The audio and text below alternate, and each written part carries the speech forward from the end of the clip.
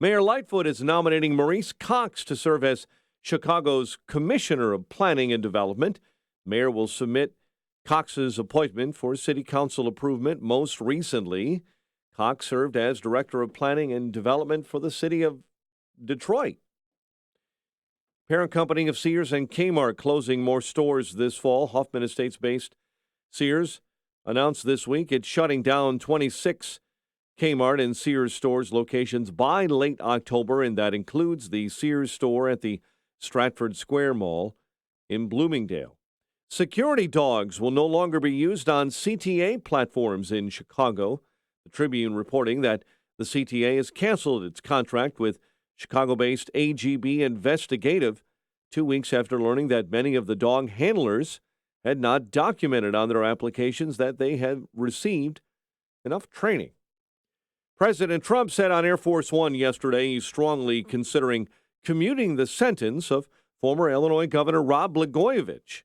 Speaking to reporters on Air Force One last night, the president said he believes Blagojevich was treated unfairly and has spent enough time behind bars. The Soil politician has already served over 7 years of a 14-year prison term for federal corruption charges. The Bears will unveil statues of Hall of Famers Walter Payton and George Halas outside Soldier Field next month, September 3rd, 2 days before the Bears host the Packers to kick off the NFL season. Bears host the Panthers tonight in the NFL preseason. Not many of the offensive or defensive starters are expected to play. Ian Happ, a grand slam. Cubs pound the A's 10-1 at Wrigley Field. James McCann had 3 hits in the White Sox win over the Tigers 8-1. The news is a service of LifeLock with Norton. If the recent data breach has exposed your personal information, don't wait to get help in case the info is used to steal your identity. Get LifeLock with Norton and help protect your identity and devices. Join at LifeLock.com. Use promo code RISK to save 10% on your first year. 5:06, check of traffic and weather on the way next on AM 560. Dennis Prager explains where the left has gone. There was a division last night between, I would say, close to communist left and socialist left. The claim that the Republicans have moved right, and it's not that the Democrats have moved left, is so absurd that I've never really addressed it. But the absurd is now the norm. The Dennis Prager Show, weekdays at 11, right before Sean Hannity at 2 on AM 560. The Answer. For more than 50 years, Mueller CPA, a certified public accounting and business advisory firm, has been serving clients in Chicagoland. Dave Nissen, Mueller's managing partner, is here to explain Mueller CPA's history, journey, and opportunity. Thanks, Dan. Our firm was started by Al Mueller as a one-person CPA firm in 1968. Through growth and partnerships, Mueller CPA has blossomed from a regional firm to an organization that provides services worldwide. Mueller is a reflection of our years of listening and caring for our clients, and we would not be here today if it wasn't for our professionals and support personnel. We value the human side of our business and recognize it as being the most important element of our success. We are growing, we are hiring, and we welcome your interest in our firm. If you are looking for your first opportunity or your forever career, join an award-winning team that cares about you. Visit the career page at MuellerCPA.com or call Dave directly at 630-524-5274. Hi, this is Amy Jacobson, and I've got a quick, cost-effective way to protect and grow the value of your home this summer. Call the professionals at CertaPro Painters for interior and exterior painting. They painted the first floor of my home last year, and every time someone walks in, they always say, gosh, your house looks so much bigger. That's because one of their color specialists helped me pick out the perfect color. So boost your curb appeal this summer with a fresh coat of paint while protecting it from the heat, storms, and insects. Be proud to show off your house to your friends and neighbors. Their summer calendar has a few spots available, so secure yours now. Don't put it off. Time to hire CertaPro Painters, your residential and commercial painting experts. You can schedule a free estimate online at CertaPro.com. That's Certa with a C, or call 1-800-GO-CERTA. Each CertaPro Painters business is independently owned and operated. Get a free estimate at CertaPro.com or call 1-800-GO-CERTA. CertaPro Painters, we do painting. You do life. Are you one of the millions who had their information exposed in the recent breach? Be one of the millions who choose LifeLock with Norton to help protect their devices and identity. Join now at lifelock.com. Use promo code RISK to save 10% on your first year.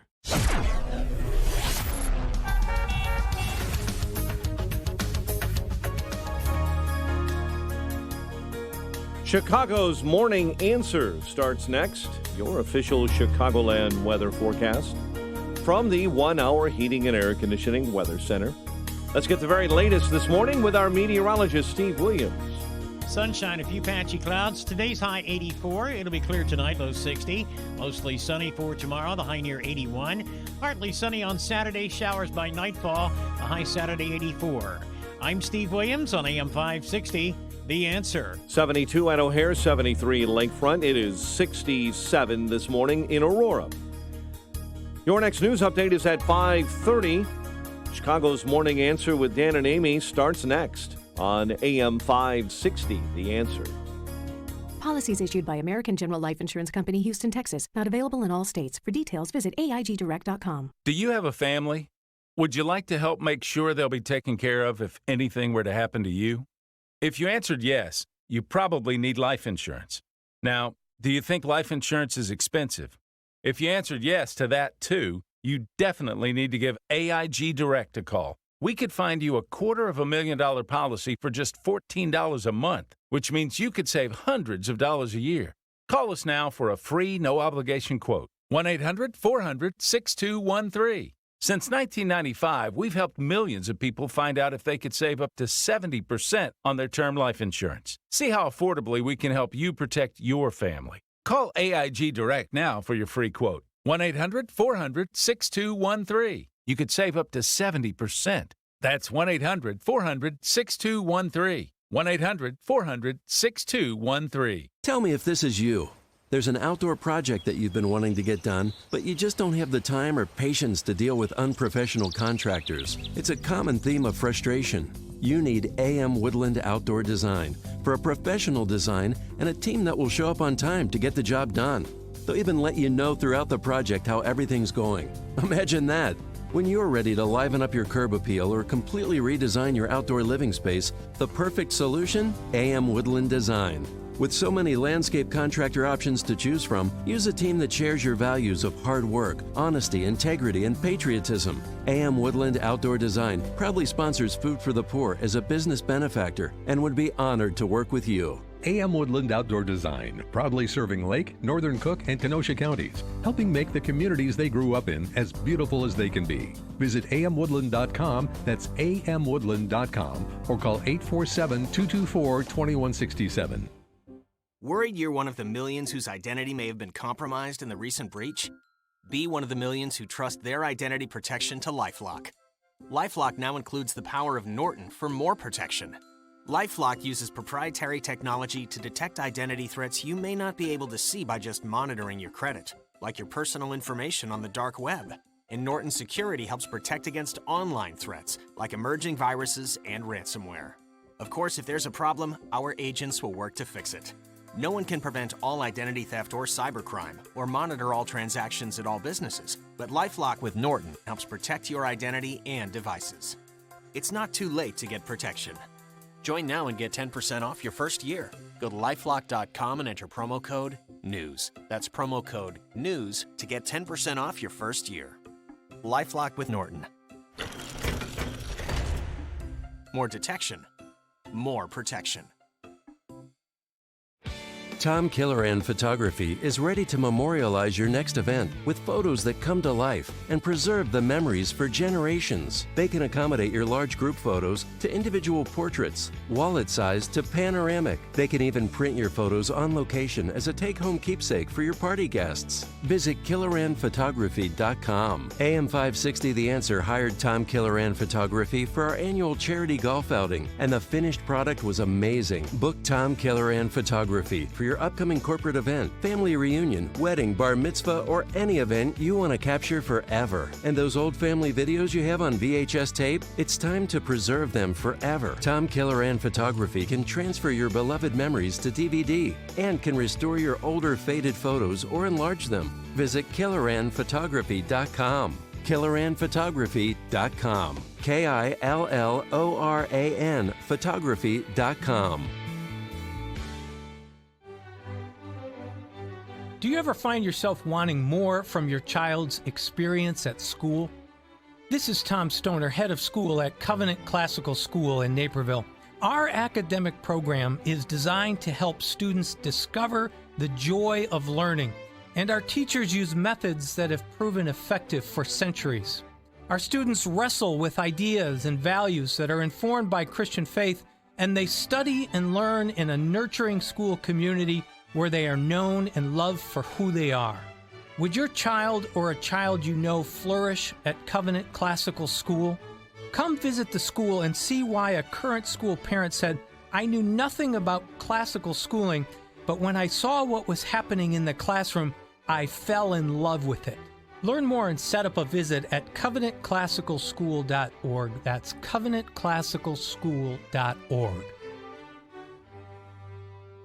Hey, if you're missing teeth or even a single tooth, then dental implants are a fantastic way to regain your confidence, your smile, and your dental health. Hey, Sean Hannity here. So what are you waiting for? Find out now if implants are for you.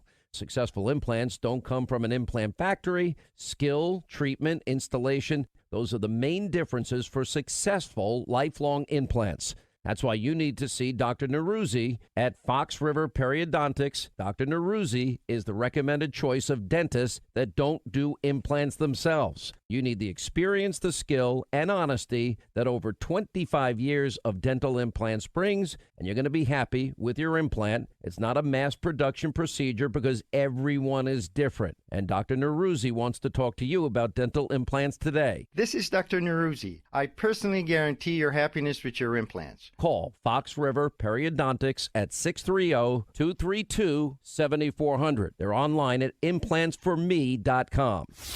This hourly segment is brought to you by Real Estate Revealed with Randy Barcella, Sunday mornings starting at 8. This is Chicago's Morning Answer with Dan Proft and Amy Jacobson on AM 560. The Answer.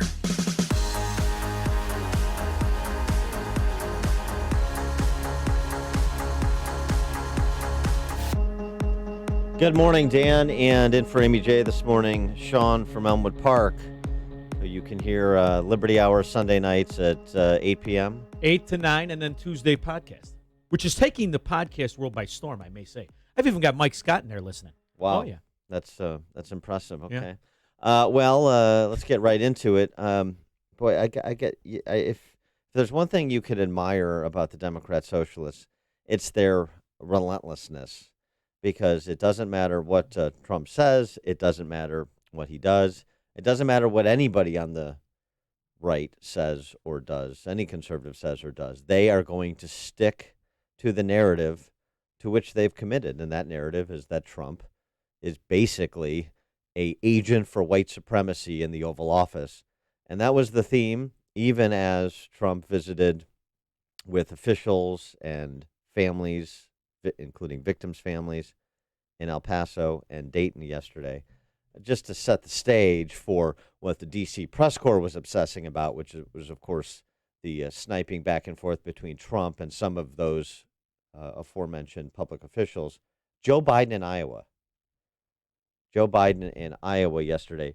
You know, he was going to give a speech about the agricultural economy, agribusiness, and the like. Instead, though, he felt compelled to try to keep up with his competitors in the labeling of the president as a white supremacist. It's both clear language and in code. This president has fanned the flames of white supremacy in this nation. His low energy, vacant-eyed mouthing of the words written for him, condemning white supremacists this week, I don't believe fooled anyone, at home or abroad. We have a problem with this rising tide of supremacy, white supremacy in America. and we have a president who encourages and emboldens it. 312-642-5600, turnkey.pro answer line, 64636DA, turnkey.pro text line. See, you thought their greatest quality was what did you say it was? The stick-to-itiveness? Relentlessness. Yeah, stick-to-itiveness. See, to me, it's the hypocrisy. This is a guy who I know, but that's not I wouldn't say how they're advertising. I would say that this is their value proposition, right? We are combating a president who is trying to advance. You just heard him say it literally, Joe Biden say it, and he loves using the word literally when he actually means figuratively. I mean literally. He just said it verbatim. Emboldens white supremacy. And that's, on top of Julian Castro saying that a Trump speechwriter could have written the El Paso Shooters Manifesto, and all of the other individuals, candidates for president, who have specifically said Trump is responsible for the shooting in El Paso. They have no comment on it. But they have a narrative that you said they have, and it's fascinating to me. See, and what I mean by hypocrisy is the audacity of Democrats who have been colluding with Soviets, i.e. Bernie Sanders and the like, for decades upon decades. Hillary Clinton and her scandalous, so much so that in the 90s, do you remember Christopher Hitchinson? I remember Christopher Hitchens. Hitchens, fine, whatever. How in 99 he released the book on Bill Clinton, and he was already speaking about their foreign interwovenness, in particular with the old Soviets, the new Russians of that era, and their collaboration with foreign governments and foreign donors. And then you look at through the collapse, all of the mortgage profiteers, the foreclosure profiteers like Elizabeth Warren, who made millions upon millions in flipping, pretending, to be socialists while practicing capitalism. To me, it's the hypocrisy. And now the cherry on the hypocrisy sundae is Joe Biden, a man who, in his own words, described a Klansman as his mentor in Sheetsburg. A guy who you knew went to fundraisers, socialized, collaborated with open and notorious Klansmen, is now has the audacity to call Donald Trump a racist. Well, sure. And now, I know. By the way, just so, again, and we had this conversation yesterday, this is the narrative directed at any Republican president. Every Republican president. This is a claim that the left has been making for the better part of 2 decades. Mitt Romney would put y'all back in chains, Joe Biden said. Mitt Romney's a white supremacist. No. George W. Bush, who got 44% of the Latino vote in 2004 against the Frenchman, Kerry, he was a racist and a Nazi and so on and so forth. If you oppose President Obama on any particular matter, tax increases, the government backdoor takeover of the healthcare system, what have you, Iranian deal, then you are a racist. Now, if you support Trump, you're racist. The difference here is you have a president who won't defer. And he won't defer sort of in spectacular fashion and sometimes cringeworthy fashion, I would argue. But nonetheless, he will not defer. You want to come at me with whatever you have. You want to call me names, call me names. I will stand in the ring and go toe-to-toe with these people. And so it is forcing them to be even more over the top than they have been previously in the way they've tried to caricature Republican presidents or Republican leaders or anybody that was a threat to their pursuit of power. Yeah, but this is one of those cases where you can be hoisted by your own petard, too. I understand it's equality, and I get it, and I agree with it. But the problem is it's digging the trenches of tribalism very deep to where what it's doing is it's making the opposition. You think they care about tribalism? But you think would you take them at their word? No. I do. Listen. I write off the Democrats. Yeah. There's 2 kinds of Democrats. All right. There's the ones that are the creators and architects of the scam, and there's the ones that are too stupid to see it. That's it. To me, it's over with. It's easy to rally stupid people. Take a look at Chicago Mafia Democrats. So I'm not too impressed. Can you believe the electorate of the Democrat Party buys this? Yes, because I think there's only 2 kinds. The ones orchestrating and profiting, and the idiots that are funding it. Those are Democrats to me. The problem when I say hoisted by your own petard is the Republican side of the coin, because it makes Republicans disarm and pick their guy, and then it makes us do all kinds of stupid things. from backing him through this Keynesian economics all the way to the internet thing that's on the top of Drudge. This is a big deal, kid. You need to chill. This is sort of a an early indicator of Trump derangement syndrome. This idea that if you rally to Trump in the face of the cultural Marxists who are using the race hustle as a way to gain power, then you can't distinguish yourself from Trump when it comes to trade policy. Stick on the topic. Well, that's the reality. Listen, you think I'm an anti-Trump guy? No, but this you is nuts. Three wives, all bought and paid for, airplanes, cruising around the world. I love him. Hey, John Nash. Yeah. John Nash. This is not a beautiful mind where you're going to strings to newspaper articles on every topic. Okay. Mike in Melrose Park. Hey, good morning, guys. Chicago's Morning Answer. Hey. Sean from Elmwood Park. I'm originally from Melrose Park. Yeah. Mike sounds like a guy that came there late, though. He doesn't sound like an original. I used to sell auto parts to Sean's uncles. Oh, look at this. Over on Lake Street. So you know my Uncle TJ. Anyway, the comment I wanted to make is all these knuckleheads running for president on the left seem like a bunch of teenage boys showing off for a girl. Look what I can do. Oh, watch me. I'll top that. It's like, one guy's going to eat worms, the next guy's going to eat glass. It's just how crazy can we be? It's the fraternity of stupid. I like it. Thanks for the call, Mike. I like the analogy. I bet you worked at Tri-State. Go ahead. I noticed you don't want to talk about your family. It's all right. Andy in Minooka. Hey, how you guys doing this morning? Good. Love everything I've heard in the last 10 minutes. Things a riot. But I agree. Trump is a white supremacist. I think he's a black supremacist. I think he's a Mexican supremacist. As long as you're American. Yeah. I don't. Why you only tell a portion of the story? It's lies by deceit. It's about America. I don't understand why does Democrats hate America? Thanks for the call, Andy. They just want. They hate freedom. They don't hate America. It doesn't matter where it is. But yeah, and by the way, Trump prior to taking off for those stops in Dayton and El Paso, Trump did avail himself of the D.C. press corps and, of course, their obsession with his alleged white supremacy. Don't you think, too, it's the way they see us? And one of the things I wanted to get to this clip, one of the things that distinguishes Trump from the left, and this should be noted, is that he doesn't attempt to remove agency from people. And so he affords a consideration for the left that they would never afford him, and it's worth noting. We'll have to effort those clips. All right, Mike on the north side. This is a good guy, Mike. Good morning. Good morning, guys. Thanks for taking my call. What are you doing up this early? You're in the Union. What the hell are you doing up? Go ahead. Oh, we start early. Come on. All right. We start early. Some guys start even earlier than me. But I want to say, listen, the election is over. Think globally, act locally. They've already lost the national argument. First it was collusion. It was this. Now he's a racist. He's a white supremacist. They said the same thing about Bush. They said the same thing about every Republican that runs. Look what they're doing. They're cannibalizing themselves locally.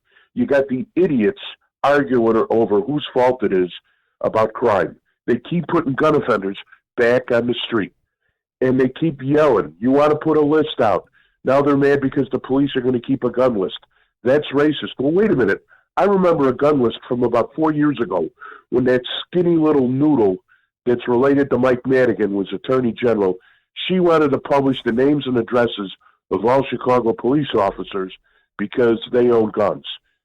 Every cop's house would have been burglarized and robbed, and she didn't care because she was pushing an agenda. Well, you know what? The people are tired of pushing the agenda. You can't give us the BS anymore about, well, we're paving the streets. No, you're not. Oh, we're keeping good schools open. No, you're not. You have low water prices. No. You have low property taxes. You've got nothing left to do than point fingers at each other and blame. And I'm telling you, people are getting ticked off. They're going to walk up to these people in the grocery store or in the back of Mass and just give them a slap in the back of the head. Every Democrat you see, that's what you should do. They want to bully Trump? we can bully them back. Well, no. You see a Democrat elected official, give him a slap in the back of the head. No. We don't do violence. And another thing, Mike, Thanks a for the business call, Mike. agent waking up in the parking lot of a strip joint is not starting work early. All right? That's noted for the record. No, I don't. I agree with holding politicians to account. I agree with the challenging politicians. I agree with not treating them as your betters because they've clearly proven they're not. Not the slapping, no, huh? No.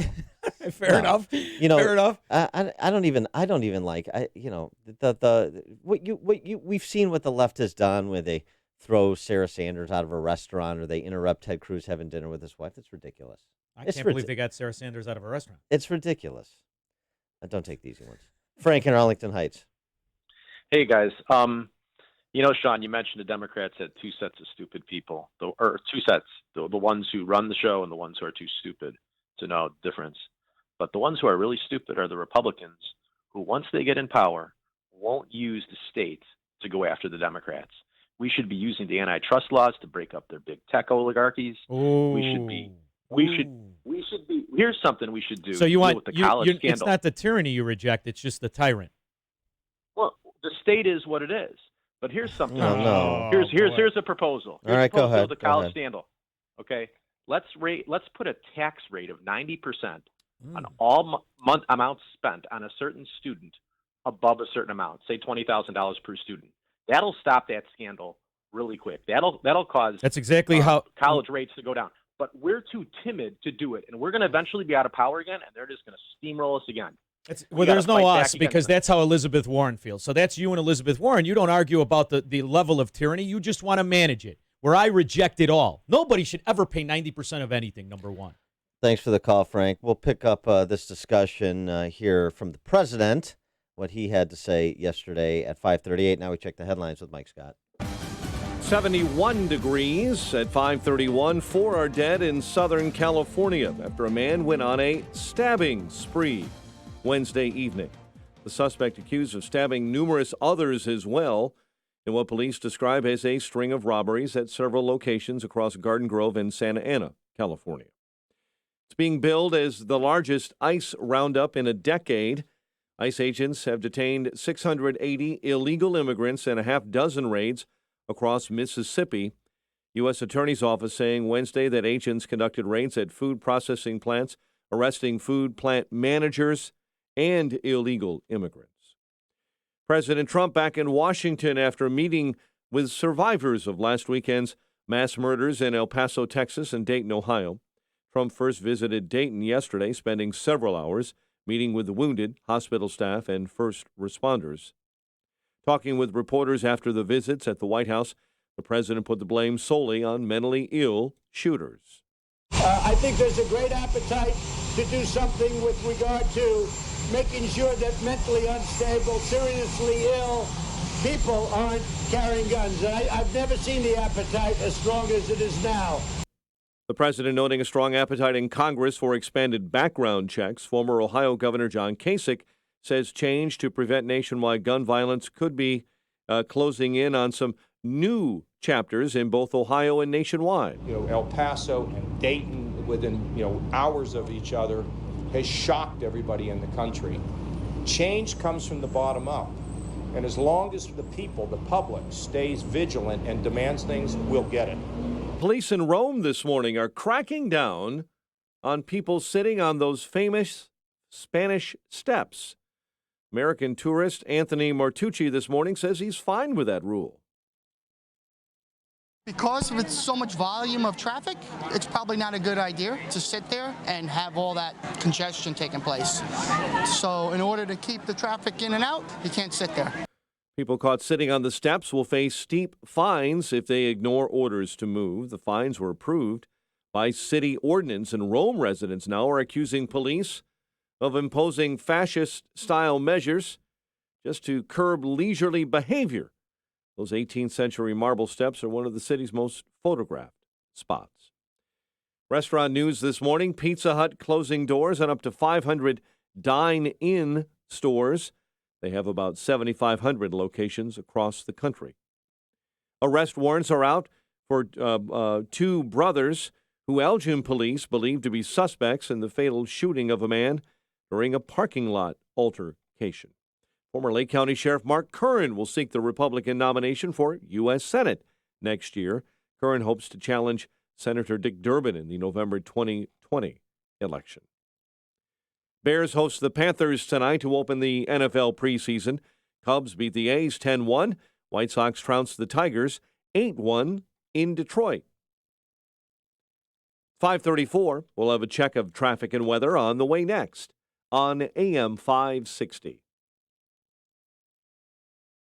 Sean Hannity explains how to deal with evil. I don't know what it is about the liberal mind that believes in appeasement somehow. We never learn the lessons of history. And money and bribery and appeasement and ass-kissing doesn't work. The only thing that evil will respond to is certain military force against them. The Sean Hannity Show. Afternoons at 2, right before Joe Walsh at 5 on AM 560. The Answer. Hey, I'm Andy. If you don't know me, it's probably because I'm not famous. But I did start a men's grooming company called Harry's. The idea for Harry's came out of a frustrating experience I had buying razor blades. Most brands were overpriced, overdesigned, and out of touch. At Harry's, our approach is simple. Here's our secret. We make sharp, durable blades and sell them at honest prices for as low as $2 each. We care about quality so much that we do some crazy things, like buy a world-class German blade factory. Obsessing over every detail means we're confident in offering a 100% quality guarantee. Millions of guys have already made the switch to Harry's, so thank you if you're one of them. And if you're not, we hope you give us a try with this special offer. Get a Harry's starter set with a 5-blade razor, weighted handle, shave gel, and a travel cover, all for just $3 plus free shipping. Just go to harrys.com and enter 4343 at checkout. That's harrys.com, code 4343.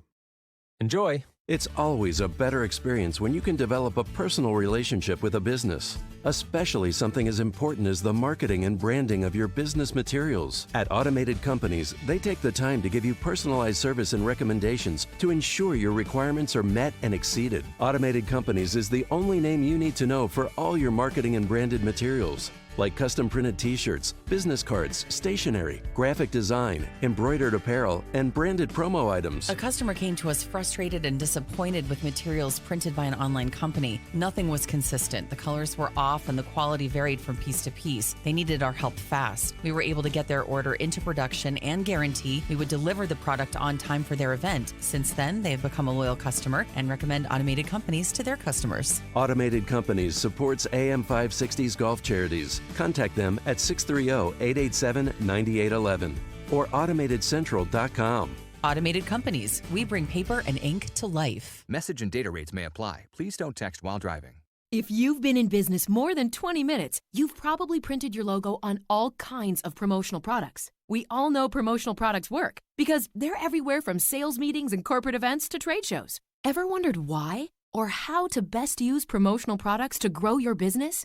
Let us show you today for free. We're 4imprint, promotional product experts at your service. We're giving away an ebook called Promotional Products Work, absolutely free, to everyone who texts RADIO to 88988. At 4imprint, we make your logo look perfect on thousands of promotional items. With our 100% guarantee, it'll be right the first time, on time, every time. Your free ebook will reveal valuable insights that can attract new customers, build your brand, help your cause, or simply grow your business. Get the ebook Promotional Products Work absolutely free by texting RADIO to 88988. That's RADIO to 88988. A lost dog, not a lost cause. Read Catching Murphy, the latest book from the Associated Press, available now exclusively at Amazon.com. 5:38, AM 560 Traffic Center time, the very latest with Jim Talamonte. The Edens, the Kennedy, and the Eisenhower are looking okay for now. The inbound Stevenson has heavy traffic between Pulaski and Kedzie. You're looking at about a 2-minute delay. Inbound Ryan at Stop and Go Cermak to the Burn Circle, 20 minutes, 95th to downtown. Outbound 16 with roadwork delays, 87th to 95th. 3 left lanes are closed there. I-57 looks good. Bishop Ford, there's a 2-minute delay approaching the merge. Tollways are fine. There's still some road work on the Tri-State and the Veterans Memorial. 8094 eastbound, the ramp to northbound I-65 is closed. August 22nd. Waukegan, there's a closure of northbound 41 at 120 after a crash and fuel spill. That's traffic. I'm Chip Telemonte. On AM 560, The Answer. Chicago's Morning Answer continues next. Your official Chicagoland weather forecast from the 1 Hour Heating and Air Conditioning Weather Center. Partly sunny, 84 today, clear and 60 degrees overnight, 72 at O'Hare right now. Next news coming up at 6. Chicago's Morning Answer with Dan and Amy continues next on AM 560, The Answer. More of Chicago's Morning Answer with Dan and Amy comes your way now. And make sure to join me, Sebastian Gorka, tonight at 10, only on AM 560, The Answer. Good morning, Dan. And in for Amy J this morning, Sean from Elmwood Park, talking about President Trump's visits to Dayton and El Paso yesterday. The what I guess has now become the customary response from Creepshow Joe and all of the other leading candidates for the Democrat nomination and all of the pundits on the cable news talk shows that you would expect, making this some sort of litmus test about support for white supremacy or opposition to it. President Trump addressed the criticisms and accusations about his rhetoric. I don't know why we can't. I don't know why this doesn't work. Did he talk about the 67 rap songs he's in, the friendship with Russell Simmons? I mean, I remember Donald Trump before he became a politician. You want to talk about multiculturalism. This guy, I mean, it's amazing to me he doesn't defend himself in a more efficient manner. I thought he did a nice turn yesterday. I was referencing. We'll effort the clip on it, or system function here.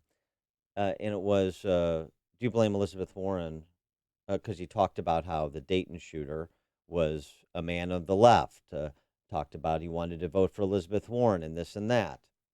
And, do you blame Elizabeth Warren for the shooting in Dayton? No, I don't. I don't blame Elizabeth Warren. I don't blame Bernie Sanders. I blame the shooter is essentially what he said, which is 180 degrees from what the Democrats are saying. And it's an important point of distinction because, as I alluded to before, Trump isn't removing agency from people. I think he doesn't make clear enough distinctions between the prospect of mental illness and the presence of evil. But at least he's not playing the cheap political game of somebody says I support something or somebody, and then they go out and do something horrible, and that somebody or something that they support is now responsible, not the person who did the horrible thing. I mean, it sounds like a simple thing, but it's a simple thing that Democrats are purposely evading saying, and saying, in fact, they're saying the opposite. And to that point about the Dayton shooter, since this is a story people seem uninterested in covering, It's the crazy D.C. press to me. corps. It's the guy that shot his sister. Yeah. It's outrageous. You know, you could look at the kid and the testimony of people who knew him, and the kid had problems his entire life.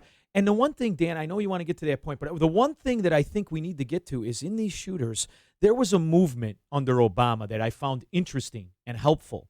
And that was they were looking into the medical history of these shooters. And they were drug testing the shooters. And they were seeing the medication and seeing the life that they had. That's all out the window. They've managed to politicize tragedy at a level that I didn't even think was possible.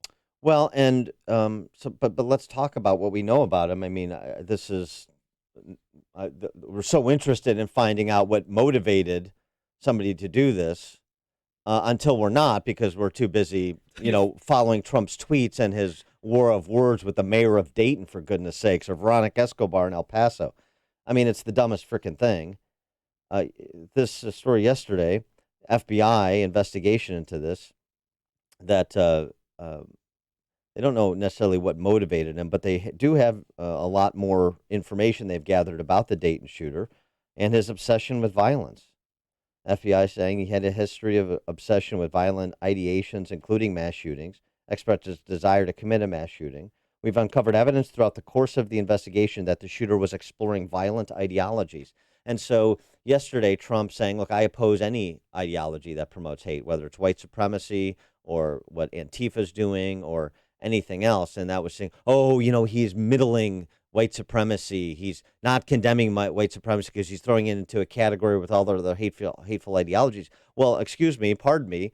We have a lot of evidence to suggest that the Dayton shooter was succumbing to violent ideologies too. Well, he clearly did succumb to violence, and it could have been ideologically fueled, and so that's a legitimate conversation. And frankly, when you see a bunch of people dressed up like a SWAT team beating the crap out of a journalist on the streets of Portland, that's a real issue. And speaking of him, Andy Ngo, the journalist in question, Dayton's shooter may be Antifa's first mass killer. While the Dayton shooter didn't leave behind a manifesto, his extensive social media footprint provides a clue as to what may have inspired him. This, again, FBI announced on Tuesday, and Ngo is recounting in his piece in the New York Post.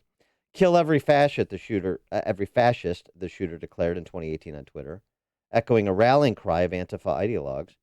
Over the next year, his tweets became increasingly violent. Nazis deserve death and nothing else, he tweeted last October. He frequently flung the label Nazi at those with whom he disagreed online. By December, he reached out on Twitter to the Socialist Rifle Association, which is an Antifa gun group. They got a rifle association, the Socialists. That's great. I mean, this is going to a dangerous place, and we'll get to that. But reached out on Twitter to the Socialist Rifle Association, an Antifa gun group, to comment about bump stocks, which of course Trump signed the legislation banning them. He expressed a longing for climactic confrontation. And yes, let's defeat or impeach Trump, but what if he doesn't leave the White House? Arm, train, prepare. So you've got what his high school colleagues, fellow high school students, said about him back in 2010, the rape list and the kill list. You have the information about his social media postings that's been gathered.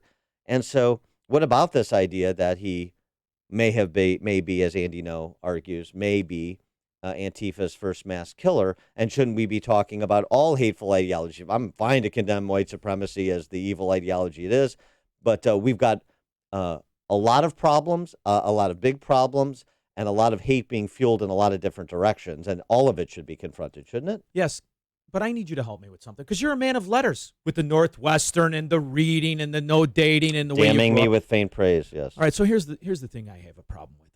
Isn't the root of the Democrat Party, the root of their philosophies and their policies and their agenda, it's fascism, isn't it? Everything they have on their agenda is about control from the state. To me, the only fascists in the room are the open Democrats. What's a more fascistic state than Illinois or New York? Or what is the more fascistic policy than Obamacare? Why isn't Antifa attacking the Democrats? I don't understand the word salad in which we live, where the perpetrator is somehow the victim. I don't get it. Yeah, it's called projection, and it's a nice little routine that the Democrats, socialists run. Here's a good example of it. AOC commenting on our white supremacist president. When we allude to people as an invasion, as an infestation, we are directly pulling from the language of white supremacy. Directly pulling from the language of white supremacy. So I don't want to hear the question, is this president racist anymore? He is. This is a chick who pulls from Karl Marx. This is a chick who pulls from every communist dictator leader in the free world forever. Her entire agenda is pulling from tyranny and a philosophy that murdered tens of millions of people. And she has the audacity. I'm not drinking anymore. This isn't the 90s. I'm not willing to put up with these communist hot chicks just to get them in the car. Shut up. Well, you've got AOC inspiring all of the Democrat socialist presidential candidates to do the same thing. Rewrite history in real time. I'm not talking about Rashida Tlaib rewriting the history of the 20th century. I'm talking about they're rewriting history in real time. What was said, the context in which it was said, in addition to redefining the lexicon generally. But language is corrupted, history is rewritten, man is corrupted. Tony and Roselle, you're on Chicago's Morning Answer. Good morning. I wish I had used my location. You know, my son, when he was in 8th grade, there was an incident in school where these boys were fighting and picking at each other. There was a lot of social media. And one day the kid tweeted something, I'm going to end so-and-so tonight at the school. I'm going to end him. And my kid goes, what do you think that means? I go, I don't know. But you're going to have to call somebody. And I don't see how some of these kids in Florida and Ohio have such a deep history of even more egregious behavior, and no one does anything about it. So at the school, they grabbed him when he got out of the car and checked him out and talked to him. And he was getting bullied by this other kid relentlessly. I saw it on social media, some of the stuff they were doing to this guy, and I thought maybe he's going to snap. Maybe he's going to beat him up like the old days, or what the kids do now, they snap and kill people. But, I mean, I don't see how this goes on for such a long period of time at these schools, and, you know, things happen constantly now. Thanks for the call, Tony. Well, and again, in the Dayton shooter case, the one female student who was a year ahead of him, that family did contact police. There was action taken at the time, I think a suspension. But then, you know, what happened over the last decade, even when you get out of high school and, you know, it's effectively no longer the school's responsibility to mind after you. You know how I like to speculate on things, right? You're well aware of this, my history of speculation. Yes. I'm going to tell you that's a generous something. term for it. Yeah. I looked at this walking ad for that fetal drunken syndrome that he is. You saw how he had that ridiculous look in his face. I am telling you something. We are living in a society of kids who have been drugged from the time they're 6 years old till the time they're adults. And we wonder, gee, what went wrong? This is going to trace back 100 years from now. They will realize as a society what we have done to our adolescent brains by putting them on all kinds of mind-altering drugs. And we wonder how it ends up in this. It is because we as a society and our willingness to introduce mind-altering drugs to immature brains. This is the ramifications to a certain extent. I really believe that. I mean, I think it's a legitimate part of the discussion to talk about the therapeutic state and drugging kids and just sort of the prescription drug phenomenon more generally, certainly not limited to kids. I think, what's the stat? 1 in 6 Americans is on some form of prescription drug. That's and of gonna course, have that in part fuels the opioid crisis. And so, I mean, that's a legitimate part of the discussion. And then there's the there's a lot of puzzle pieces here when you talk about culture and we have civil to get society. to the And that's root. one of them. That's I mean, one of them. And you know, Dan, you don't have kids. I'm telling you something, kid. When the time your kids are in school, the minute they tell the teacher they talk back or they're not paying attention, there's a meeting involved. They want the parents to come in. I think your child has ADHD or ADD. Maybe my kid just thinks you're boring, the fat teacher that you are. That was my answer. So I fought him back for as long as I could. But I am telling you right now, these schools are incentivized monetarily to get kids on drugs. And this is happening under the watch of well-intended, What's the clueless incentive? parents. What's the incentive monetarily? I'm sure they get more money from the state. Come on, they get more money for everything. You got a kid that's depressed. You got a kid that's fat. Everybody gets more money. It's always about the money, kid. You had me, and then, as usual, you took it too far. All right. Candace in Mount Pleasant, Wisconsin. I think Sean is right on that. But okay, let me. They get more money for drugging kids? I'll go with her. She has cleavage. Yeah. Smarter Yeah, than they do. you. Go ahead. Yes, they do. No, they, okay, how? How? I think they get $6,500. I think the school district. For something else. Well, I mean, Okay. if people are going to make a claim, you got to back it up with something. Let's go to Google, the politically biased Google. Okay, you do your research Wait a project. minute. All right, go ahead, Candace. Okay, guys. So Dan made his brilliant point this morning about this is the value proposition of the DNC. Okay, they made that now because they did not over the weekend with the 2 shootings. Those 2 guys turned out they're both leftists. Okay, so now they need to get a conservative NRA member to go berserk and start, doing whatever. And I think they are pushing for that.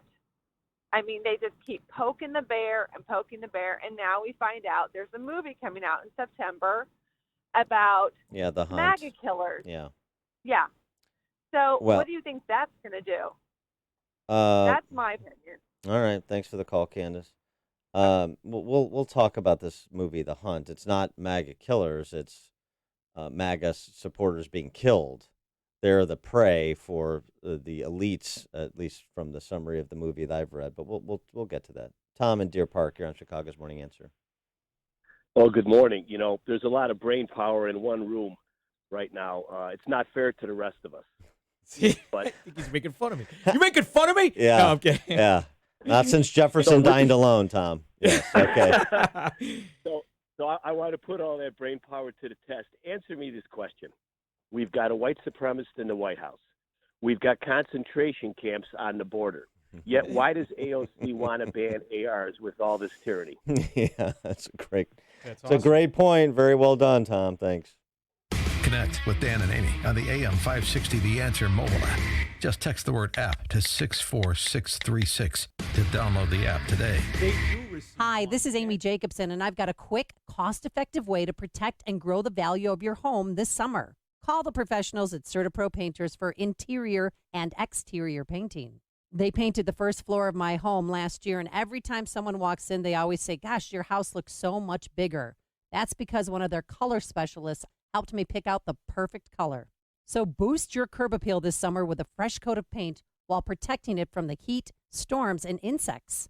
Be proud to show off your house to your friends and neighbors. Their summer calendar has a few spots available, so secure yours now. Don't put it off. Time to hire CertaPro Painters, your residential and commercial painting experts. You can schedule a free estimate online at CertaPro.com. That's Certa with the C, or call 1-800-GO-CERTA.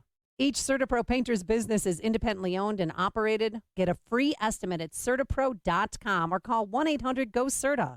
CertaPro Painters, we do painting, you do life. If you have pain, listen up. Dennis Prager here. You don't need to live in pain. Let me repeat that. You don't have to live in pain. Chronic pain is the worst, whether it's from an accident or pain that just develops. So, Chicagoland, you're in luck. Dr. Ken Candido is one of the nation's most respected and successful pain doctors. He's been voted one of Chicago's best pain doctors several times. Bottom line, he's the pain doctor you need. Dr. Candido of Chicago Anesthesia and Pain Specialists will help you get off pain medication and all of its side effects. How? By finding the source of your chronic pain and fixing it. This is Ken Candido of Chicago Anesthesia Pain Specialists. Let's make you pain-free. Call Dr. Ken Candido and make an appointment with a cutting-edge, respected, and successful pain physician. Go to mypainchicago.com. That's mypainchicago.com. Thousands have been helped with their chronic pain, and you can be the next one. Get the phone number and all the info you need at mypainchicago.com. If you maintain an industrial plant, you know your dust collection systems are a vital part of the operation of your plant. Without them, things can get dusty quick. And when your dust collection system malfunctions, the downtime can cost your plant money. Time to call the professionals at Vans Industrial for help. Hi, I'm Dave Van Camp, owner of Vans Industrial. At Vans, we work with many different types and sizes of dust collectors from 1,000 CFM to 100,000 CFM. If your system needs housing repair, tube sheet, pulse valves, ductwork, or collection hoods, give us a call.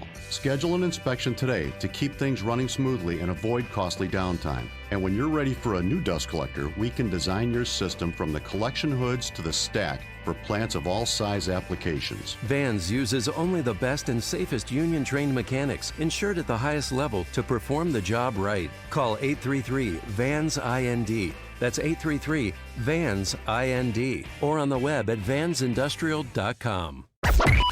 AM 560, The Answer. Dan and Sean from Elmwood Park in for Amy J this morning. And you want to complete your thought now that you've looked it up on schools being incentivized. Money. They do receive money. But there's a key component you left out. An IEP. Individual education plan. Come on, they're hand in glove. Once the kid has ADHD, they get an IEP. I think it's more of a concern. It's corruption via proxy. Yeah, I think there's a follow the money thing, but I think this is more an issue also of just sort of sedating kids for control of the classroom, or maybe just sort of path of least resistance, which is I'm not defending, I'm just describing. So the whole therapeutic state issue is a legitimate part of it. There's no question. Now, you're young. Was that big when you were in grade school? Did you have all that nonsense? No. I mean, we had maybe one kid in grade school who was hyper, and they had him on Ritalin or something like that at the time.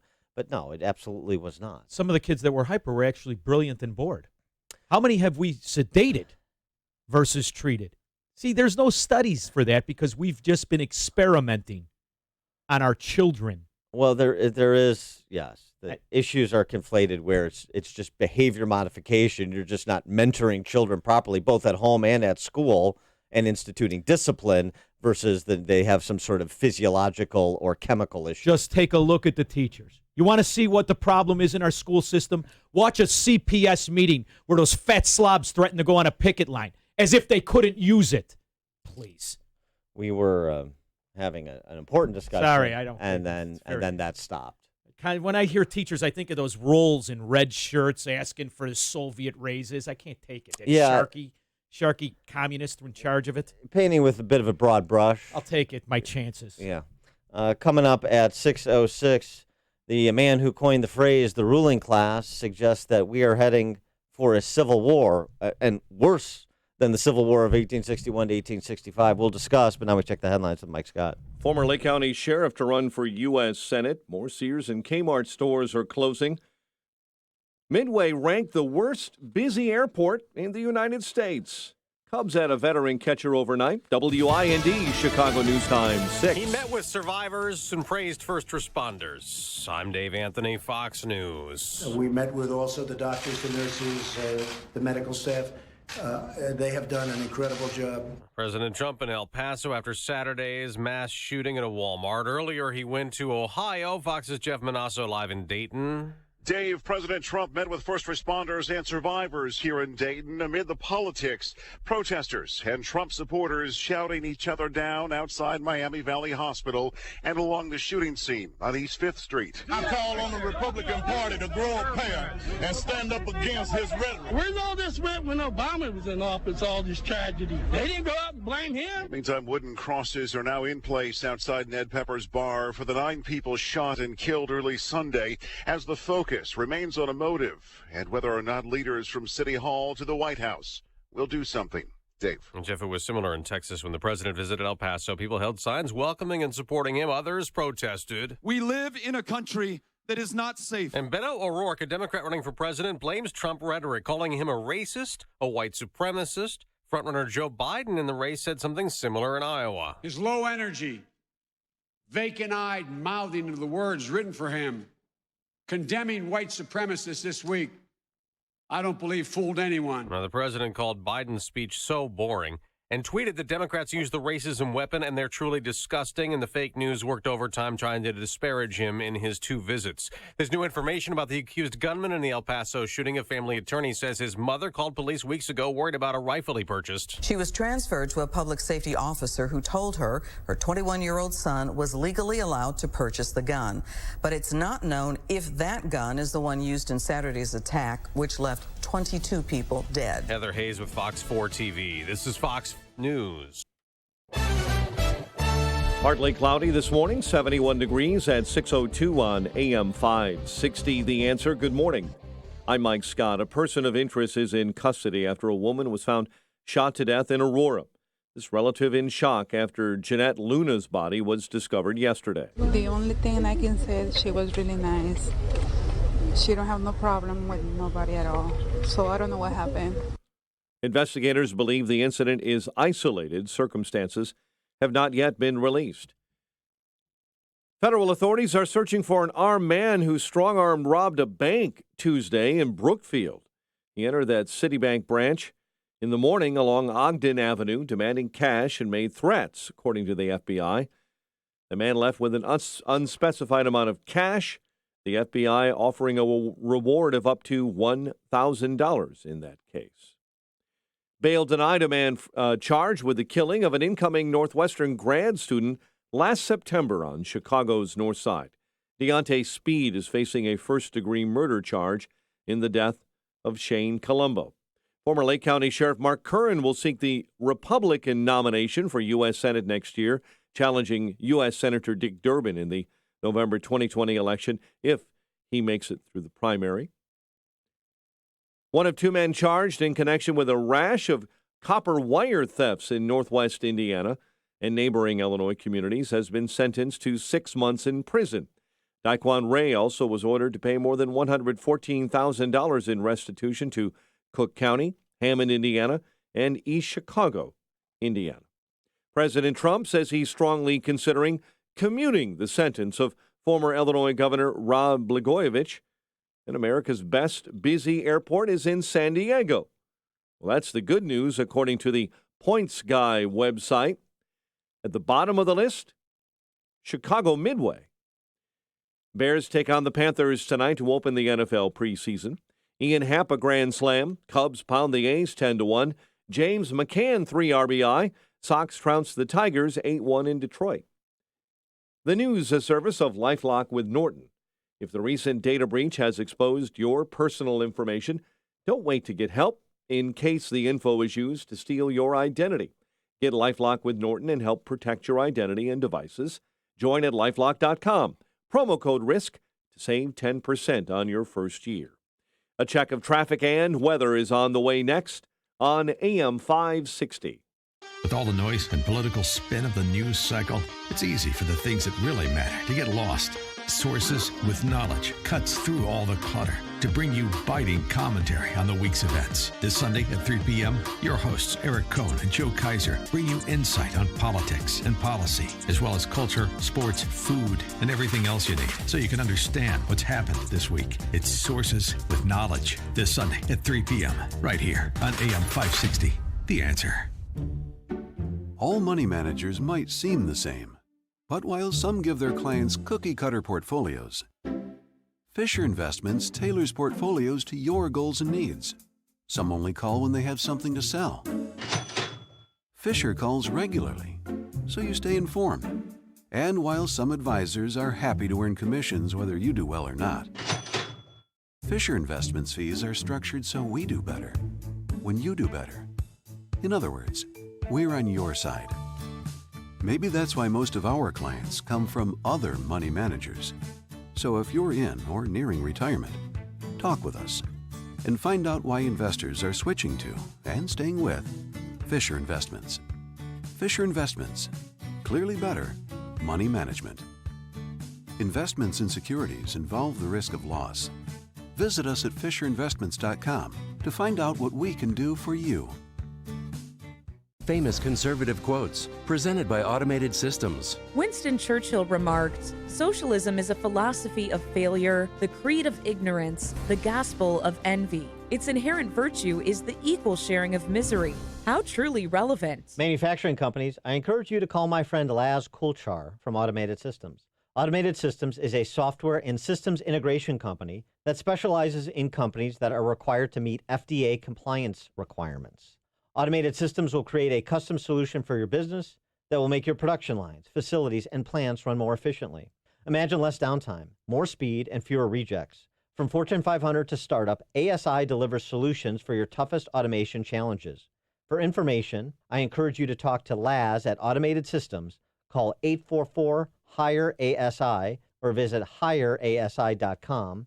That's 844-HIRE-ASI, 844-HIRE-ASI, or online at hireasi.com. Indeed, used by over 3 million businesses for hiring, where business owners and HR professionals can post job openings with screener questions, then sort, review, and communicate with candidates from an online dashboard. Learn more at Indeed.com/hire.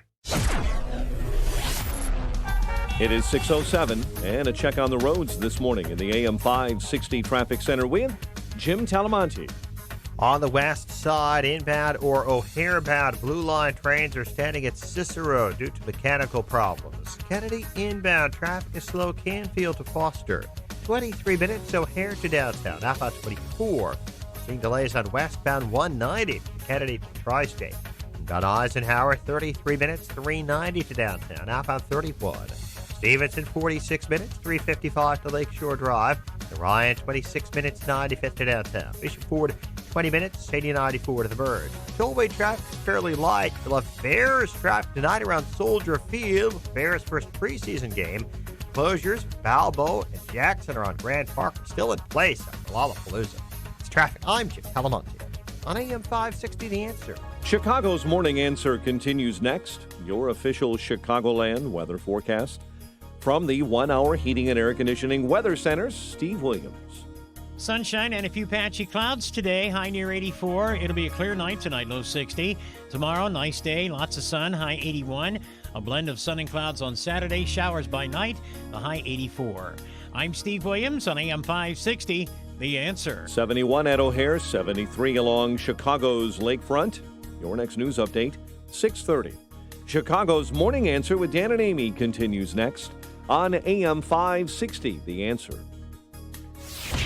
This hourly segment is brought to you by Papa Nicholas Coffee. Papa Nicholas Coffee, roasted fresh daily in Batavia, Illinois. This is Chicago's Morning Answer with Dan Proft and Amy Jacobson on AM 560. The Answer.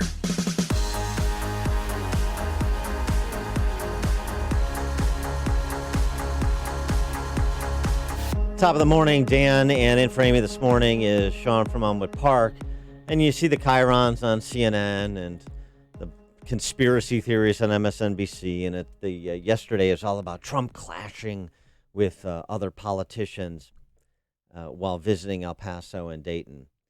And in point of fact, before he left, he explicitly tried to tamp down the politicization of these visits and those massacres, but the left just won't have it. And so it turns out you can do multiple things at one time. The president can go and provide comfort to families and victims' families, and also push back against the wild claims of the left, Biden in Iowa, and the press inside the Beltway, claiming that he's a white supremacist who's emboldening white supremacists. You can do both. And an underreported story, and this was caught by Amy Jacobson, by the way, while she is on vacation. Really?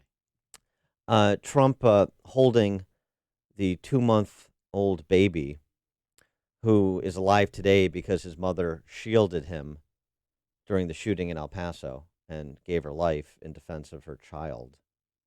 And the father also died. Yeah, it's terrible stuff. So he's an orphan, and there are a couple of other orphans as a result of that massacre in El Paso. And Trump was down there, and the family appreciated his empathy and support and presence. So there's what's going on, sort of on a basic human level between people, including the president, who's a person.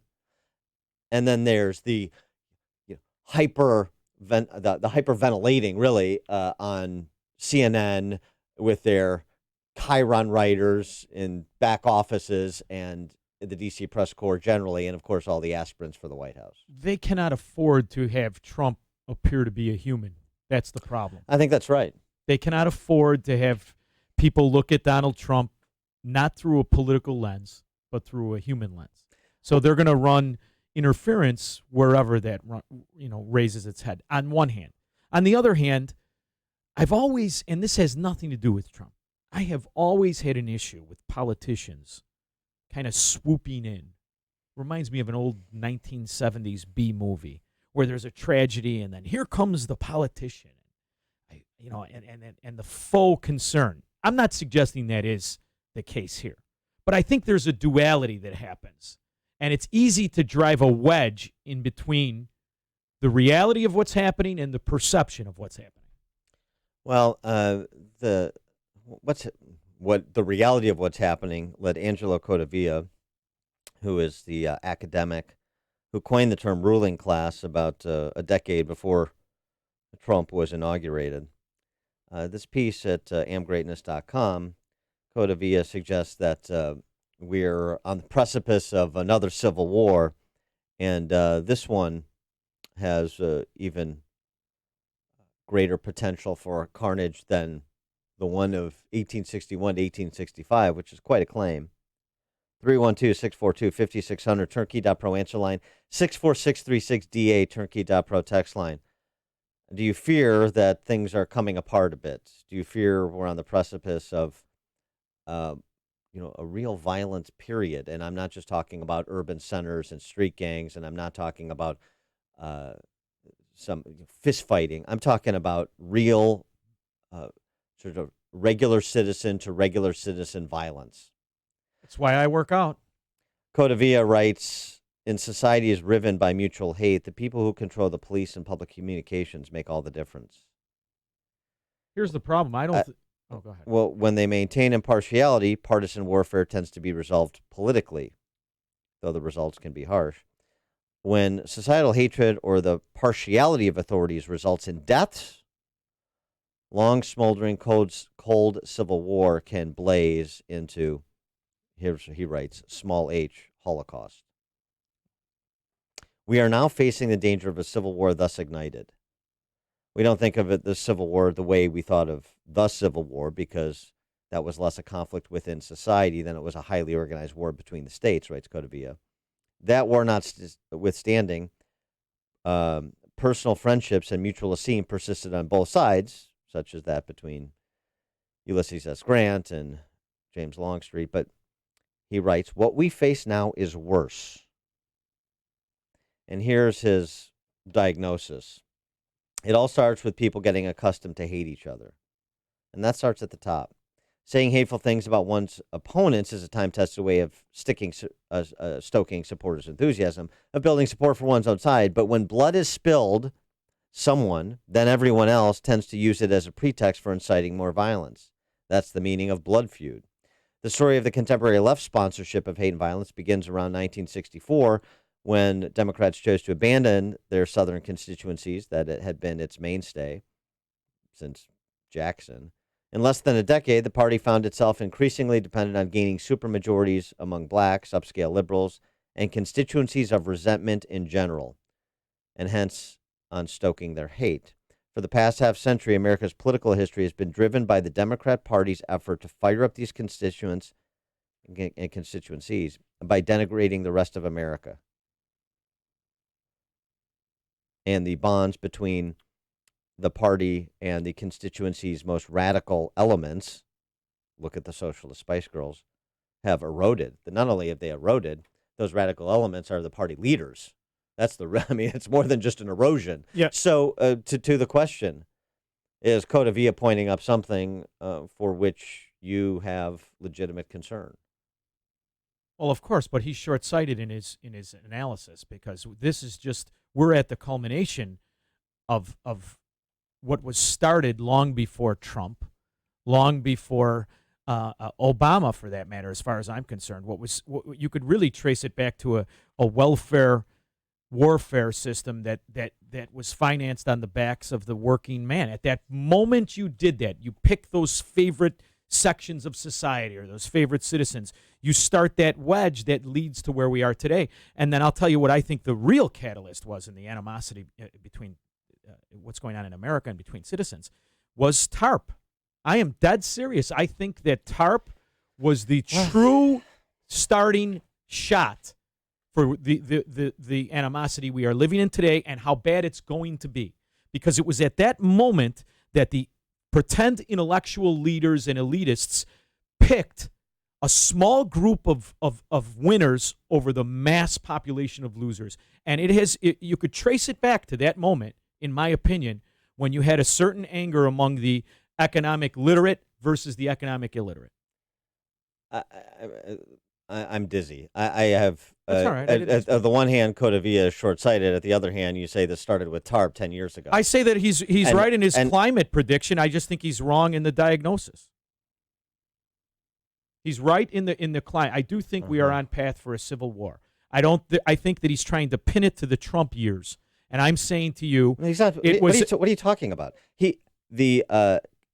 Try reading or listening. The story of the contemporary American left sponsorship of hate and violence begins around 1964. Oh, all right. Well, you bored me with the monotone. I might have lost that. Yeah, apparently. Sorry to bore you. Yeah. But don't you think though? Don't you think though that what pushed things forward was both the implementation and force of Obamacare, the implementation and force of TARP? I mean, these are major things. Yeah. You're obsessed with dollars and cents things, and there is an element of that. This is bigger. This is transcendental. This is cultural. What you're talking about are symptoms of a ruling class that picks winners and losers. that uses the power of the state to enrich themselves. By the way, something that's been going on since our country's founding. And they're doing it together. What he's talking about is a ideological left that is stoking hatred among its constituencies, soft-pedaling violence and rationalizing it away, projecting who they are onto those on the center right, and sort of setting the stage for violence begetting violence. That's a different thing. It's a bigger thing. And that's why the left is not focused on, they talk about the big banks and they talk about corporations, and you get that stuff, but that's not what's inflaming hatred. That's not what's inciting violence or excusing it. White supremacy, white supremacy, white supremacy. Grievance politics, grievance politics, grievance politics. The whole sort of Wall Street, corporate America riff is a small part of that. And it's not nearly the most important part. But you do recognize, I mean, you said it early on, it's both of them. But that's also the playbook for the right, the pretend right. That's the playbook of the Republicans too. I don't know why you're willing to let them off the hook. They're just as culpable. Culpable would be specific. I'm not letting anybody off the hook. Immigration. What about it? It's a mindless argument put forward by Republicans. Which argument is mindless? The idea that the immigrant is stealing the American job. Mindless. It's not true. It's not true. What destroyed American manufacturing is the culmination of unions and government, not foreign trade, not foreign workers. It's the American communist that has sold himself to be a patriot in a union. That's what destroyed employment and manufacturing. Sorry. Yeah, there are a lot of poor arguments about illegal immigration that are advanced. I agree with that. But see, the problem there is you have those arguments advanced across the spectrum. There's no sort of there's not as nearly as clear a line of demarcation there, because you have, as you were suggesting, blue collar union types who had been part of the Democrat Party really for most of the 20th century. I mean, sort of the switch to Reagan, but that was not.